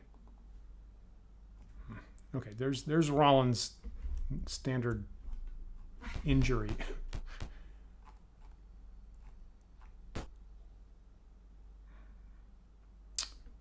Okay, so here's Hearten making the decision. This combat spell only holds immobile from 1 to 3 creatures of roughly human shape and size. It doesn't say anything about the save penalty, so I don't know whether that's honored or not.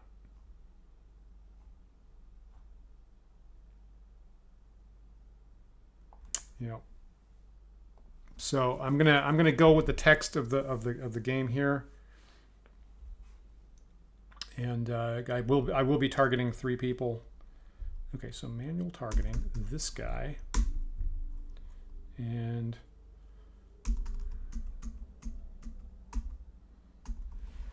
okay, so my instinct is just hit the 2 guys on either side of him, but I don't know if that's beneficial. Maybe so. Roland just got injured, so maybe I'll take the 2 guys in front of him.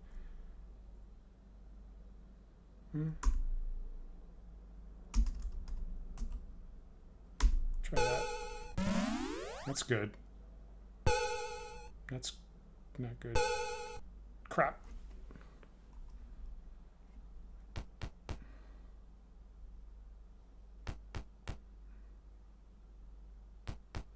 Okay, so I have other hold persons. I mean, Harton's got him, Griffith's got him. All right, here comes 1 fireball.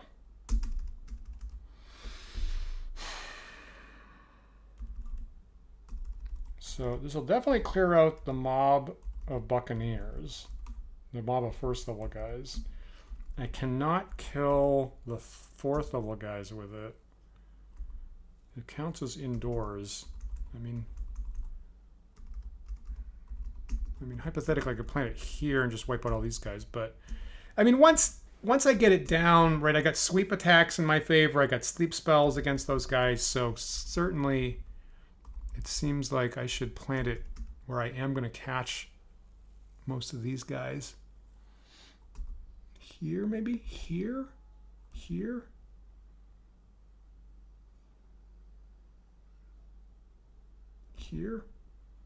put it up 3 and 1 left from the captain. That's pretty much where I'm going for. I mean, is that a 4th level guy? So I would miss this guy here.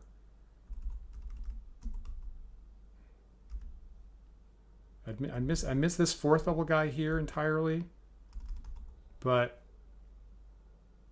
I want to get a lot of these guys on the left, so I think I agree with that. I'm good. Yeah, we agree. Thanks for good advice. Yeah.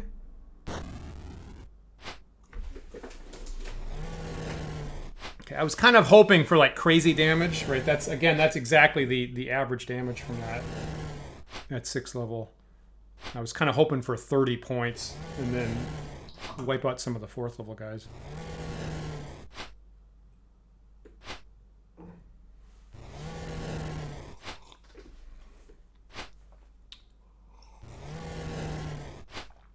I feel that the captain's hit points are almost irrelevant.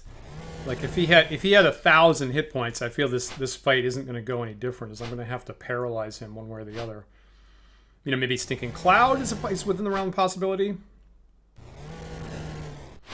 I do not expect that I'm going to be knocking that guy down from 110 to 0 hit points one at a time.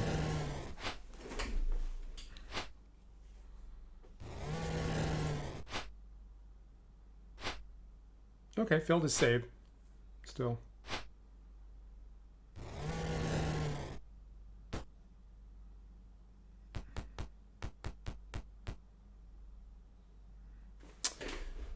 All right. I like them being packed in and unable to do anything. That's a good deal.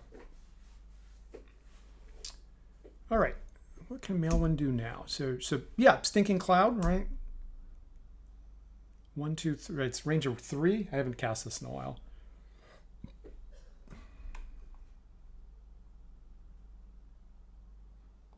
So I can throw it in a place where it's going to catch him, right?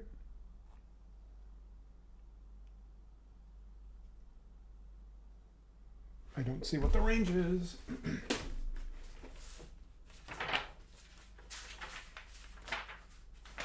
Pretty sure it's 3. I'm just looking at the actual book. Yeah, 3 inches. Okay, so 1, 2, 3. That'll work.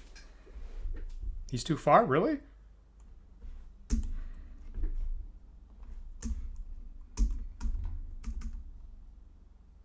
That's 3 right there. That works.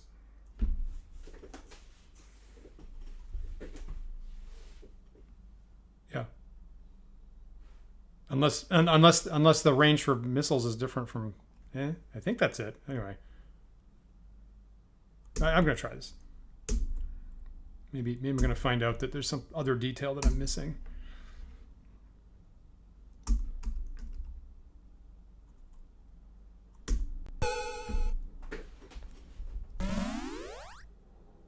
Okay, and you know, that's not bad. It catches a bunch of 4th level guys. That's good. Okay, and so he's blocked in there, so he's going to have to save every round at this point. Yeah, I think, right, the diagonals work, you know, the same way that they do in third. So it's the first diagonal it counts as 1. It's the second diagonal that counts as 2, I believe. So Griffith has taken damage. It's not letting him cast, which would have been nice. Is that guy here? Is he helpless? I guess I'll tag that guy out. Why not?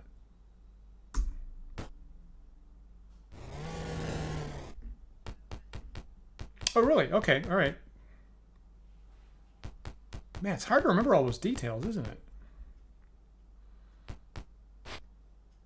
Anyway, you saw me pre-measure with the pretending for a second that I was going to shoot a missile or something. So I knew that was being counted as 3 for the range.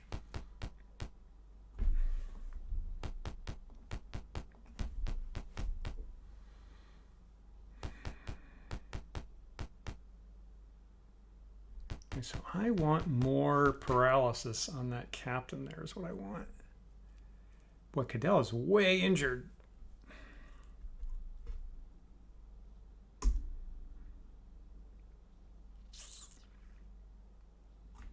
What does Cadell have for scrolls?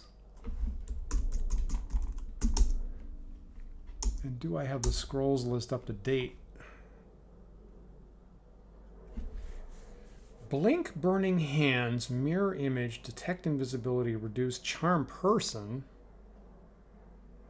Protection from Evil, and Strength. So Mirror Image could protect me. Everybody's got these normal attacks. Charm Person could possibly charm the captain.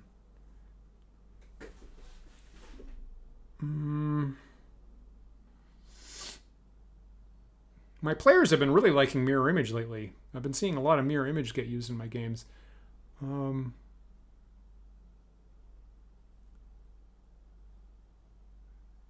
Best defense, a good offense. Charm Person. I'm going to try that.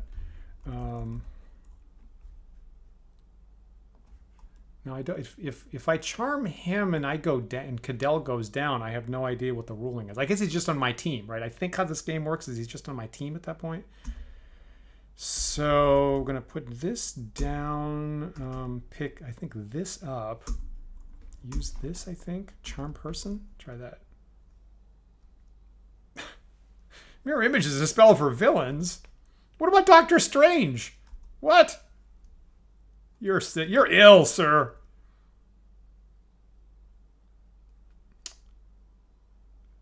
It's a tough. This one's a tough call, honestly. This one's a tough call. I'm going with the charm here.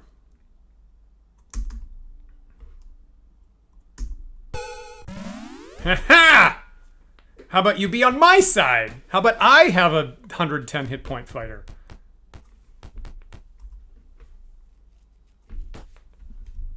Oh, interesting.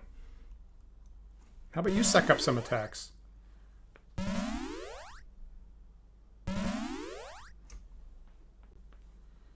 Yeah, you might need to remind me about that. I mean, he's going to die in that stinking cloud. I think that's pretty clear. Okay, so now I'm mostly focused on these 4th level guys. Mirror Image is a spell for people who love themselves. More of me? Excellent. Now, the funny thing is, I've had a lot of people go invisible lately and cast Mirror Image, right? So I'm like, okay, there's several duplicates of nothing. And I've had at least one person told me they've had a DM that prohibited that.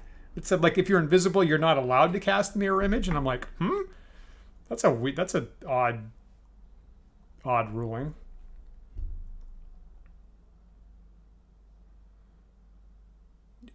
You know, okay, so now I don't know whether I should even use the Mirror Image at this point. I mean, he's right in the middle of the thing. So actually, you know, I am going to do that.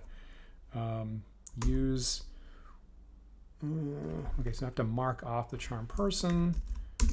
So the mirror image is on his first scroll.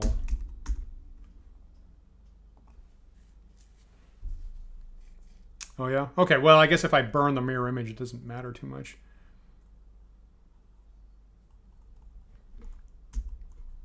Okay, so unready this, ready this one. This one has the mirror image, I think. Oh no. Did I already... Oh crap, I've cast in the past. I didn't mark it off. He doesn't have it. That was the scroll that used to have it. Okay, so Cadell's just hanging out to dry. So, okay, rearm yourself, which I tend to forget about. Is there anything else I can do that's interesting? I mean, I could cast sleep. That's nifty.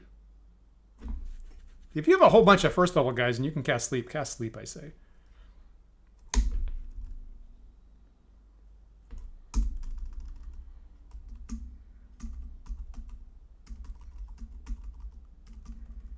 Don't think I can get it there.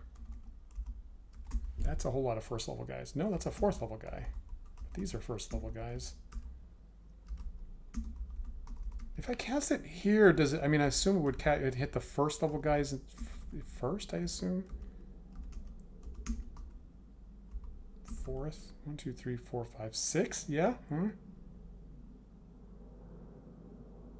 I'll do this because this is going to block... This is going to block a bunch of movement around the corner there.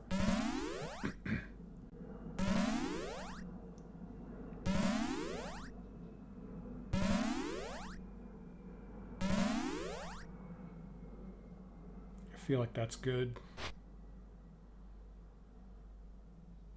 I'm pretty... At some point, the captain's going to lose his save, and then one of the other guys, one of the other side is going to wipe him out at that point.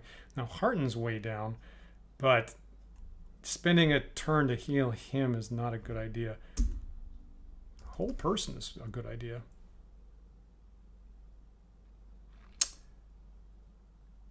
Of course, I'm looking at prayer. I'm gonna go hold person, and then if he lives another round, I'll hit prayer after that. That's good. Okay, so fourth level guys. How about this guy? He's going around the corner. This guy. That guy's already helpless. That guy is injured, so I'm not too worried about him. That guy who is uninjured. Good. Good. That worked well.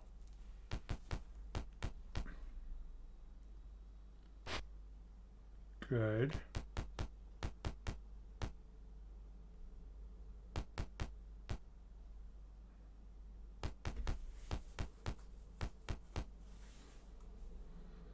I think I wound up targeting the guys that were uninjured, right? I think I was checking around to see everybody else, but I...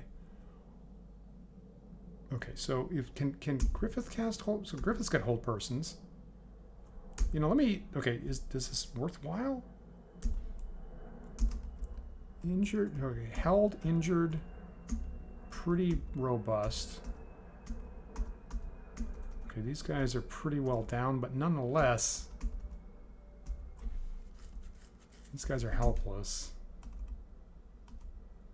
But this guy, that guy's normal. Should I use a hold on these guys? I feel like yes, because I can't sweep them. I think I'm gonna wipe out like these three guys here. The front guy's helpless in the cloud. This guy is not, but he probably will be pretty soon. So I think I'm gonna wipe out these three guys here is my plan. Cast, hold.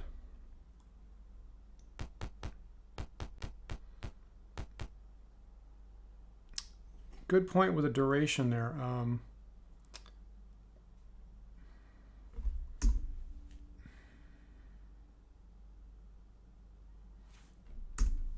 mean, if my casters have the opportunity to cast, whoops, no.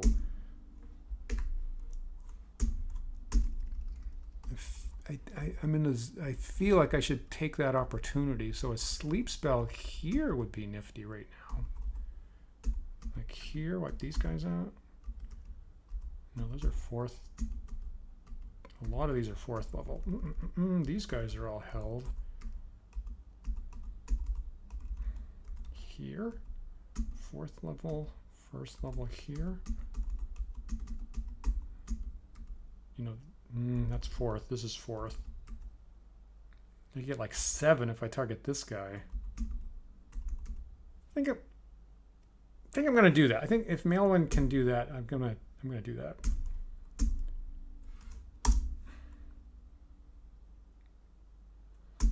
I'm assuming there's no more fights after I take down the captain. Now again, no spoilers, so if I'm wrong about that, just let me suffer.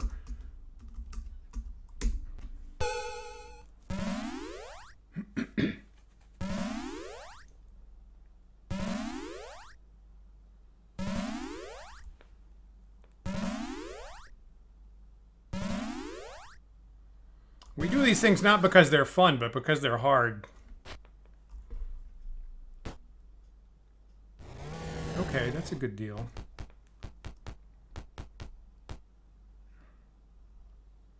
All right. Now, obviously, Nirjarini doesn't have anything to do but spells. Should I use the Stinking Cloud? Should I wipe out some of these fourth guys with another Stinking Cloud here? Well, okay, so Griffith's got a hold person on tap coming for these guys was the plan. I mean, I could cast it further in. 1, 2, 3, it's like here. Actually, Stinking Cloud would only get to there, I think, not here. Yeah, that's range 4, so it would be here. That'd be a bad choice.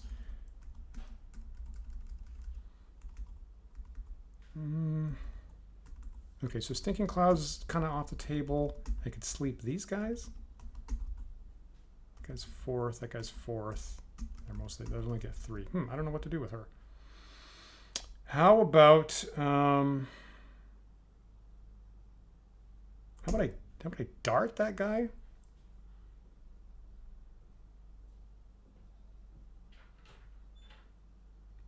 Yeah, unfortunately, that with her, I'm out of range of a good Stinking Cloud.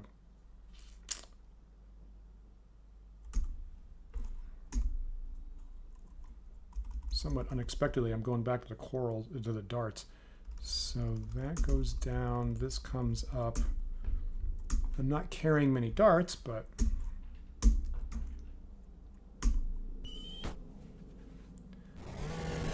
it seems worthwhile.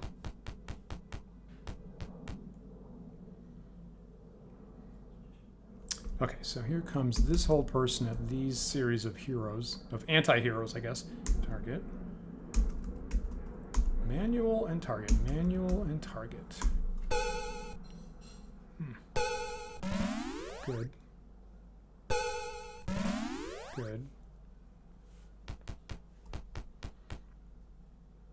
Charm Person's a powerful spell for first level, and the fact that you can take any, potentially any level, you know, human opponent out.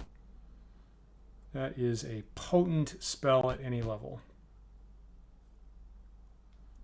Like the DM's guide says, right? Humans are the worst monsters, but they are subject to Charm Person, regardless of their levels. So, Ah,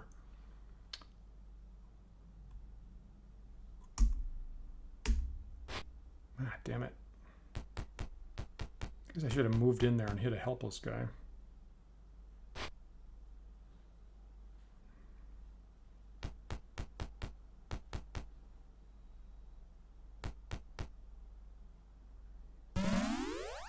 Okay, so the captain's about to get killed, I think, by... Well, no, there's nobody there to hit him, actually.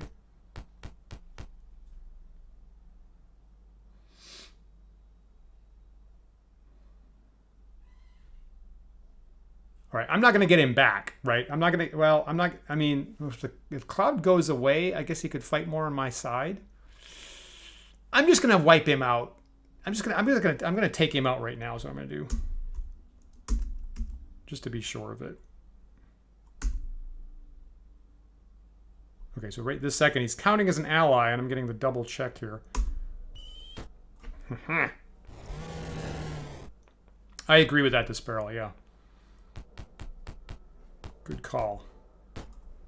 Oh, man. Okay, so today's victim is Cadell.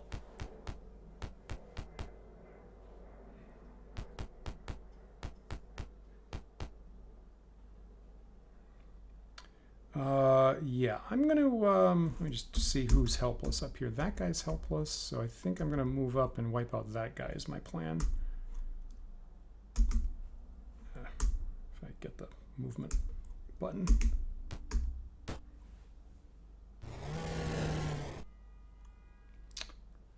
Is any, okay, cast, prayer? Prayer? Is that worthwhile? Do I have anybody near me that's helpless? That guy.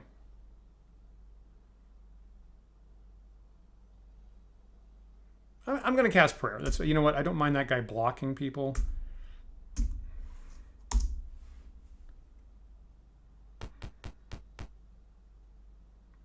Give myself a little extra buff there. I feel like it's the time to start doing some sweep attacks, I feel.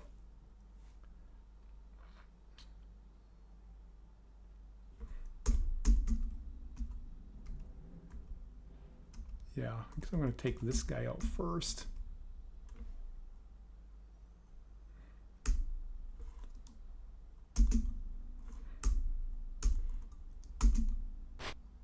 That's fine.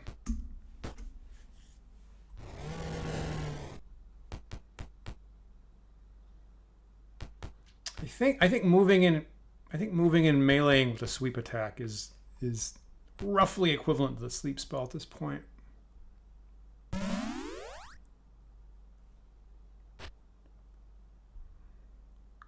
Oof. Ah.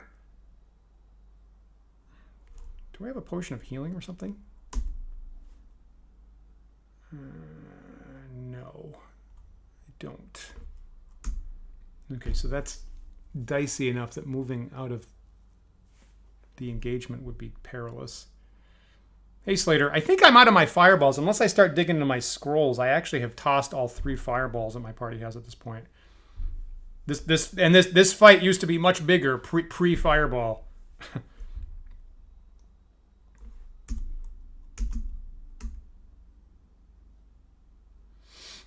Okay, so I'm going to keep that guy helpless there.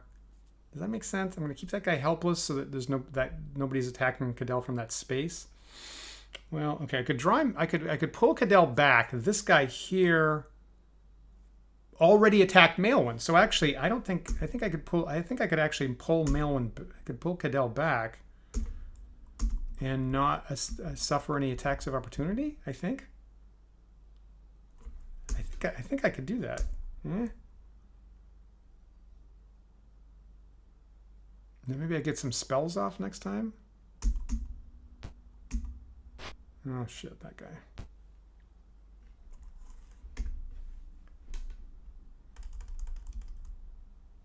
Oh shit, did that... Oh, God damn it, that fucking interface. God, sorry. God damn it, if you move and take an attack of opportunity and hit escape, it undoes the movement. God damn it. That is stupid.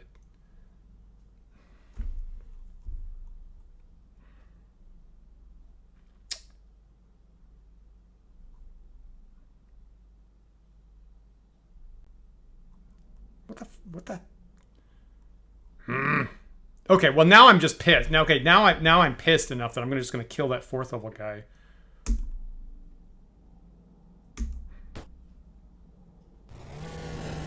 Okay, so Cadell might go down, but I'm F that guy.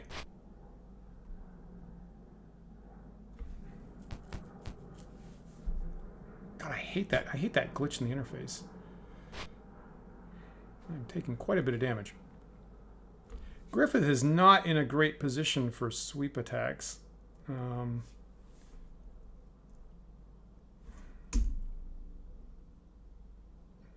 got more holds. I could cast Cure on Cadell. Is that a good use of Griffith?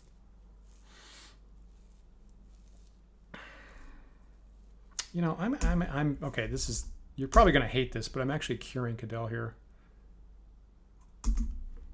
Granted, I mean, he is a cleric and he's standing right next to the guy.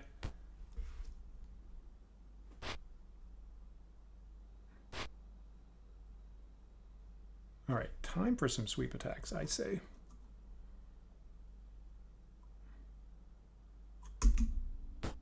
Ouch, damn it.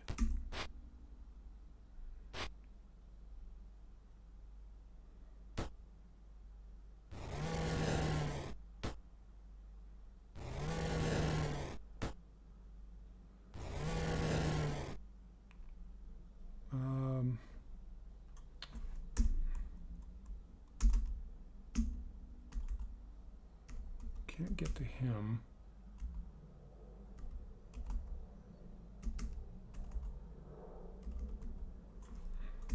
Just hit this guy. Nope.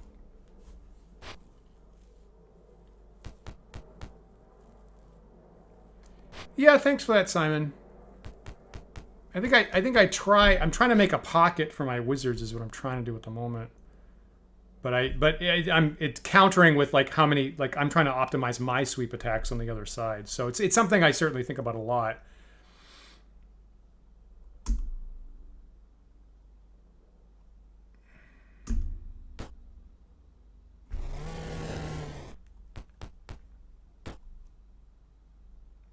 Okay, I'm glad I healed him.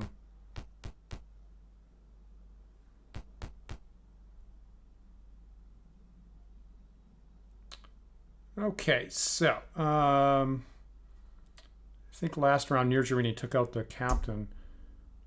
I feel like, is there a good spot for... Okay, these guys are mostly helpless due to sleep spells.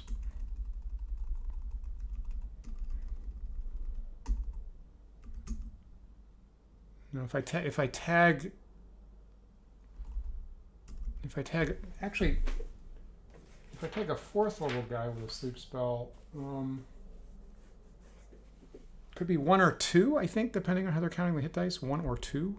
So if there's 2 4th level guys next to each other that's still active, like that guy and that guy, let's try that. I'm going to try to sleep.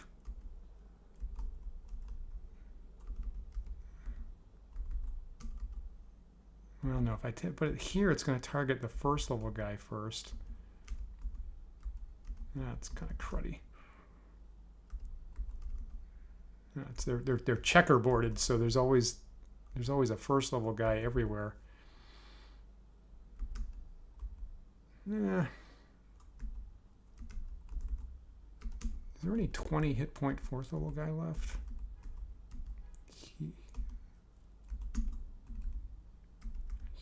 Here, here.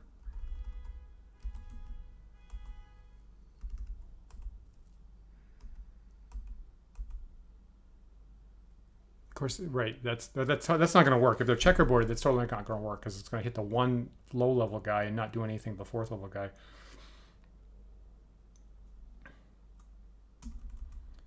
Yeah, I've been getting pretty blasé about accepting the retreat attacks.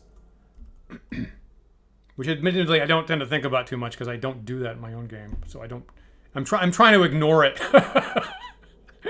I'm trying to ignore a really critical part of the game because I don't like it. Okay, just throw darts at somebody who is helpless.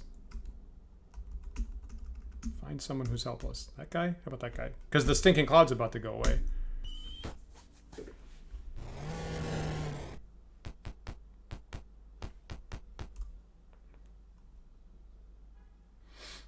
Yeah, Harton's pretty far down. I'm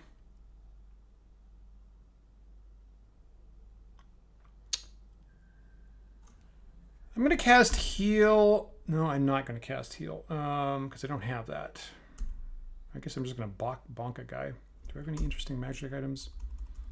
Got some scrolls. What's he normally have? He basically has a whole wheelbarrow full of restorations is what he has. That's it. Okay, so he's going to cast Hammer to the Head.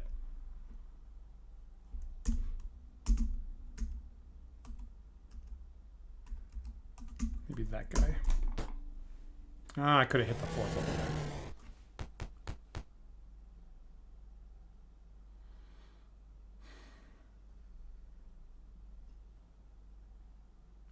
Okay.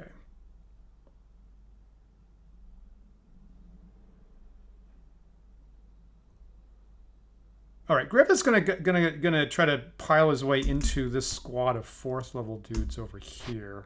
Crap.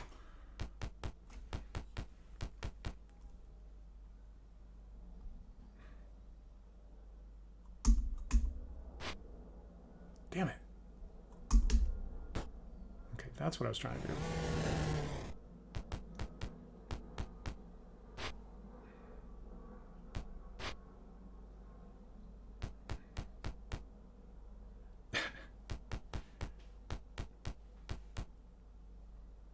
I cast Concussion.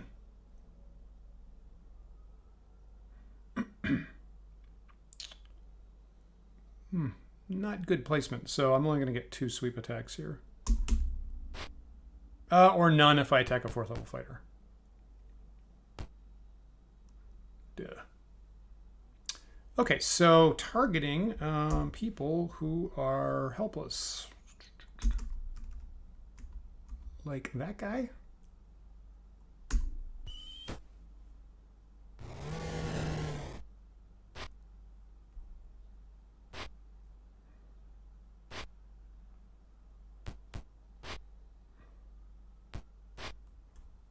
Yeah, this guy that's come around the backside I'm not happy with.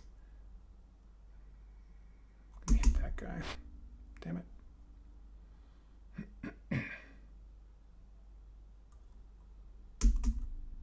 Damn it, I thought he was held. Oh well. That's what I wanted.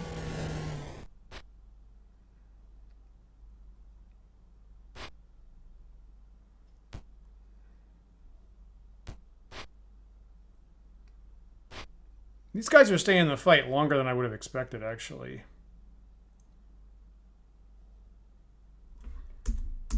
Him or him? Geez, you're right. They do have much. They have really different ACs, don't they? By 7 points. Geez, the normal Buccaneers don't have any armor at all. Crazy.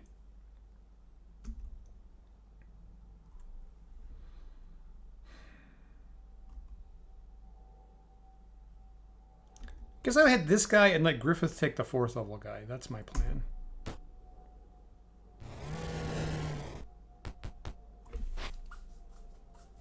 Where did he come from?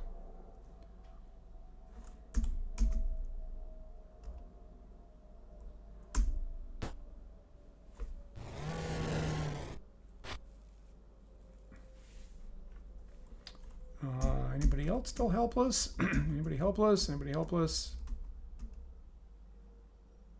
Ooh, and he's got 30 hit points. Goodbye.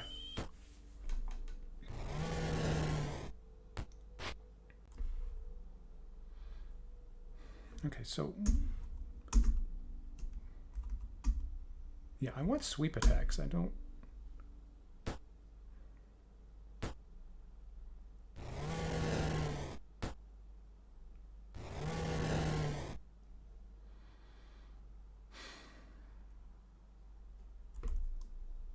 Okay, should I stay? Okay, he's okay. Should I stay there and guard near Jerini, or should I push him into a place where he can get sweeps against possibly helpless people? These guys are all helpless. He is not. Okay, so if I push Cadell up here, that would be kind of risky, but him. I guess I'd take 2 guarding attacks probably.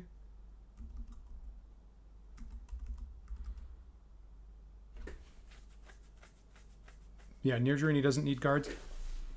That's, yeah, she's putting down a lot of people, actually. You know what? I'm going to be a little risky here. I'm actually going to push Cadell up here in order to maximize sweep attacks, is what I'm going to do. I might regret this here. I mean, at least they're not back attacks. Oh. Or maybe I'll take none.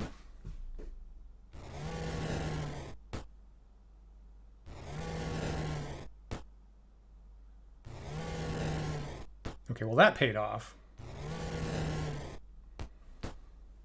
Ouch.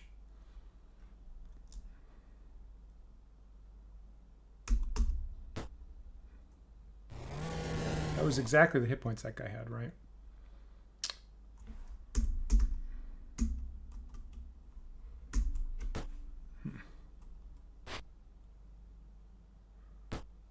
Damn it.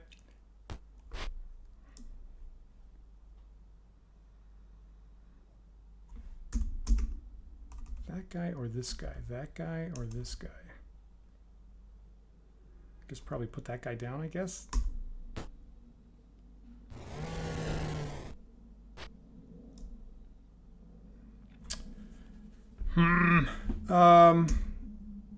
There's a 4th level guy that's running around making trouble here. I mean, that guy's got 9. That guy's got 9. These guys are helpless. Probably for a while. Okay, that guy's got, okay, now these, okay, so these guys are making trouble, and I think there's a possibility I can get 2 4th level characters. My guys are immune because I'm 5th level at least. So I'm actually going to cast a sleep spell here and see maybe if I can get 1 or 2 of those guys down just to make this a little bit easier. Yeah.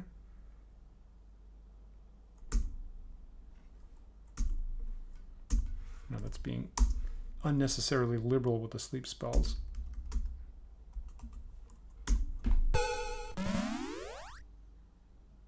Okay, only 1.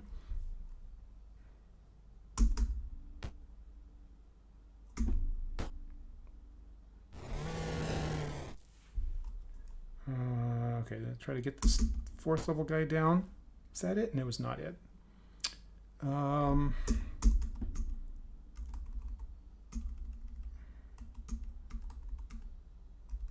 Okay, so if I can get, okay, so the main, okay, this guy's a threat and nobody else is, so hit him. Nice. Nice, right. Okay, Cadell, you know, Cadell is really the man these days.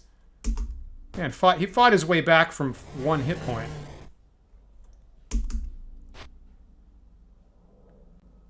All right, and now this space looks nice.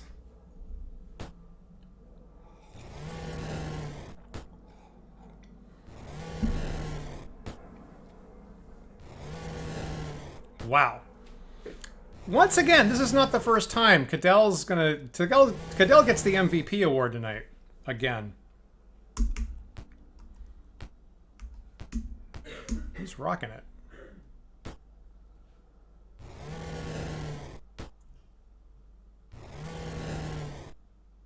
And these guys don't run, do they?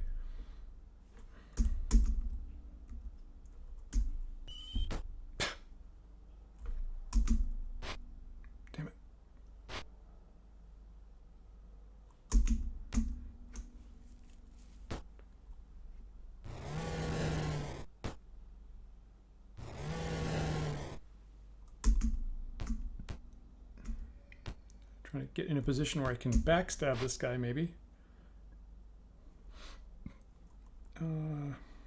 Use.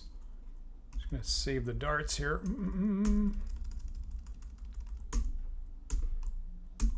Frequently near Germany ends fights. Not this time.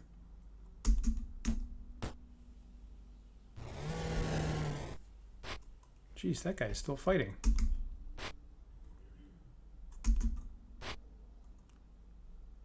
That's not a good look.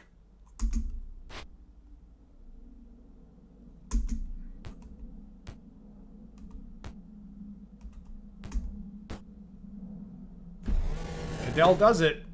That's crazy talk.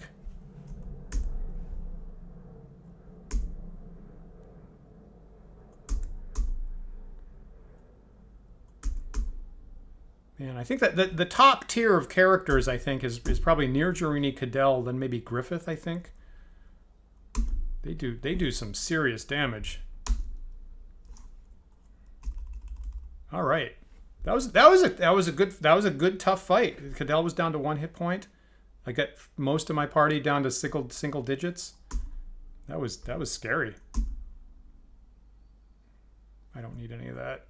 I guess I'm carrying around some platinum. I guess I'll take this. Okay, so I'm told that there's interesting items to be had.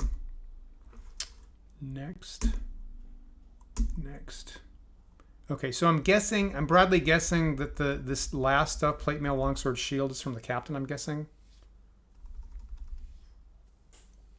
So I'll take this, this. Somebody else needs that.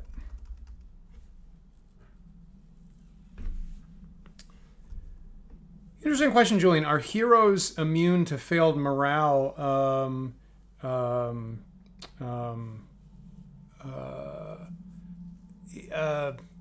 In chainmail, yes. In OD&D, unclear. In AD&D, definitely not. So Griffith is super strong. I'll have him take that shield there. Also, I mean, so there's just one of these things. I guess I'll take this. I guess I'll take that light crossbow and quarrels. Look, you know, unique. Take it. Yep.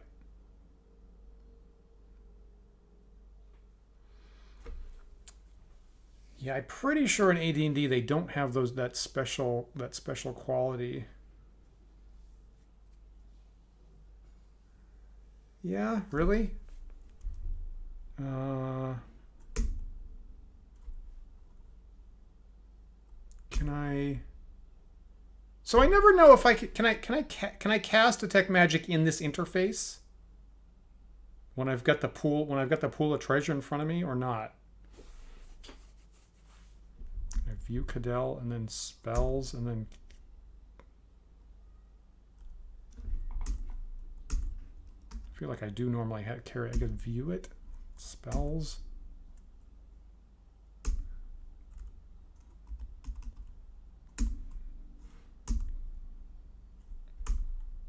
I guess I was in the habit of carrying around to detect magic, but you know what? I might not have it right now. Oh, there it is. Okay. Bam.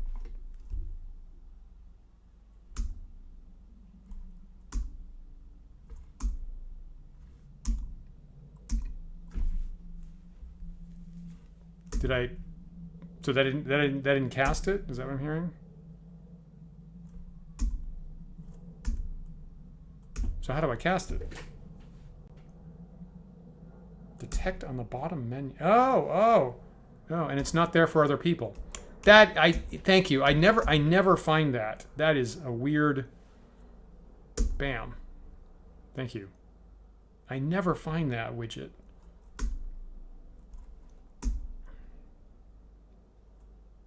Wait. You can't be telling me all that stuff is magic. That can't be right. Are you telling me all that stuff is magic?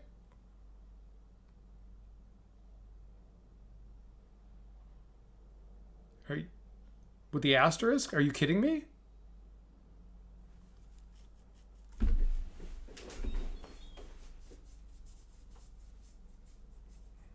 Oh my God, I don't even think I can use all that stuff. Yeah, almost all of them are probably +1. Yeah, see, I mean, I'm not actually going to use it, and I don't need the money either. Oh God, boy, that burns. That as a longtime D&D player, that burns me not using that stuff. That's crazy. I'm kind of already at the point where I don't need the money either. All right, I'm going to take the small stuff. I took the last longsword, so every single item there is all magic. That is nuts. No wonder the 4th level guys had better AC. Okay, so I'm going to take... I guess it's just chainmail longswords, right? I'm taking the swords because I think they're lighter. Crazy. That's lunacy. I'll have to deal with all this garbage afterwards.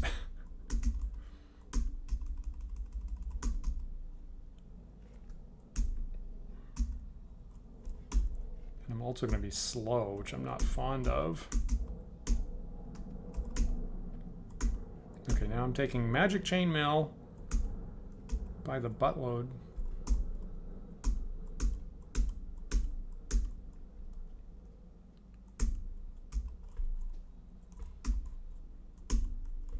got him overload. Okay, so Nirjarini is the last person that has any carrying capacity. Okay, that's all I can carry. That's everything. That's crazy talk. Honestly, I have enough jewelry that I could, if I cared about the composite longbows, I think I could afford it. I'm more worried, right this second, I'm more worried about these single-digit hit points. Okay, so exit this. I think I'm good with that. Exit this. Done with that. After defeating the last of the buccaneers, the rest surrender or flee. You rescue the slaves and capture the fort. Haha. Well, that's okay. Well, that's the optimal outcome right there. Great.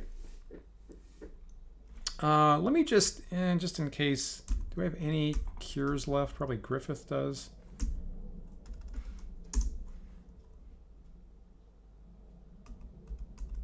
Okay, so I'm just going to burn my cure light wounds here just because in my need to get back to town. Probably get him up.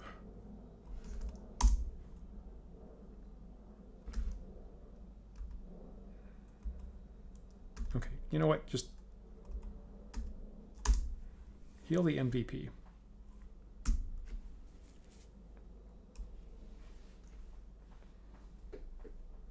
I don't think I can get to raise... I don't think I can cast Raise Dead myself in this game, right? Because the casters only go up to 6th level, I'm told. Yeah. Okay, great. Can I do that? I can rest here. Save it. Guess I'll save this. I'm still saving this as the B game. Can I actually rest here?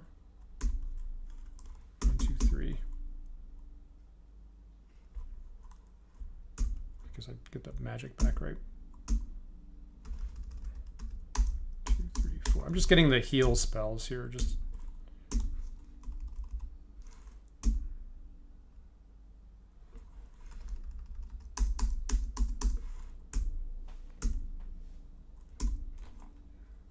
Mostly just testing whether this works. Increment 1, 2, 3 days.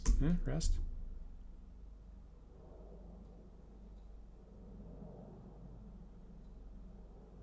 Crazy.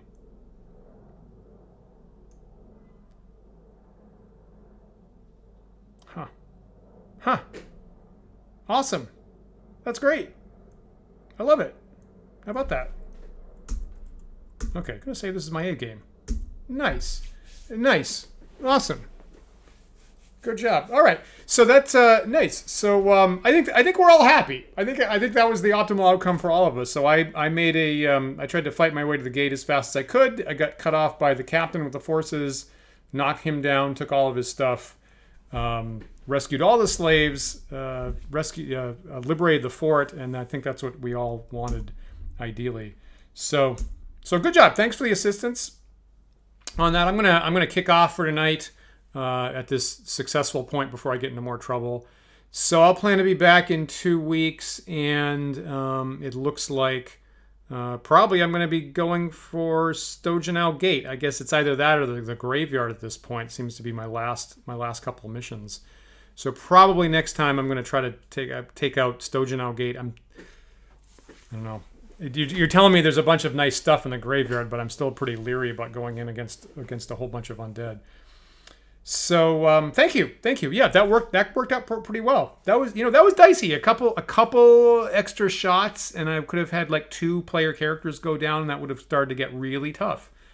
The charm person from Cadell's scroll seems to be the right call. And once again, probably the second time in the last 3 sessions or so, Cadell clearly the MVP. So they are doing a really good job. One of those swords is a long sword plus 4. Yeah. So I'll do the inventory off camera, and we'll see what I have coming in next time. Clearly, we know that Griffiths is going to be a 6th level cleric, which is kind of neat. Don't blunder into the final castle after taking the gate. Simon, you found the graveyard easier than the buccaneers. Really? Okay. That's not what I expected. Partly, one of the things that makes me leery actually is just the fact that the game gave me an entire garage full of restoration scrolls. So the fact that I'm looking over here at Heart and Scrolls and it's restoration number 1, 2, 3, 4, 5, 6, I'm like, eh.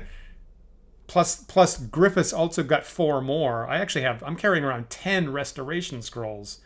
I'm like, I really don't want to take 10 level drains and make that necessary. But that's good. That's good observation. Interesting. Okay. Anyway, I feel like my instinct would be Stojanau Gate, maybe the graveyard after that. Cool. So Paul and I should be back on Sunday, and we'll kind of recap our indie convention that we did last week, and we had a blast. Like I say, those of us looking at my book of spells kind of playtest scenario called Wizards Warzone. I have some video from some of those games. Maybe we'll throw it up on the show on Sunday. And then next Thursday night, I'll be back with Dan Cullinan, and we'll be playing more Book of War. And again, big thanks to everybody discussing that, Julian, etc., discussing that on our Discord server. If you're not on the Discord server, throw down $1 into the Wandering DMs Patreon, patreon.com/wanderingdms, and you'll get in on the ongoing discussion that we have all the time. And maybe we'll have a couple tweaks for next week's Book of War, and we'll see you then. So thanks so much for hanging out tonight. You guys make it so much more fun as I play through Pool of Radiance for the first time. And yeah, probably if I go into the graveyard, yeah, I feel like that's a lot of anti-undead stuff and a lot of fireballs. That sounds like good advice. Bring fire. You know what? Bring fire is a pretty solid strategy all the time as far as I'm concerned. Awesome. So take care, you guys. Hope you have a good week, and I'll see you Sunday. And if not then, I'll see you next Thursday. Take it easy, everybody.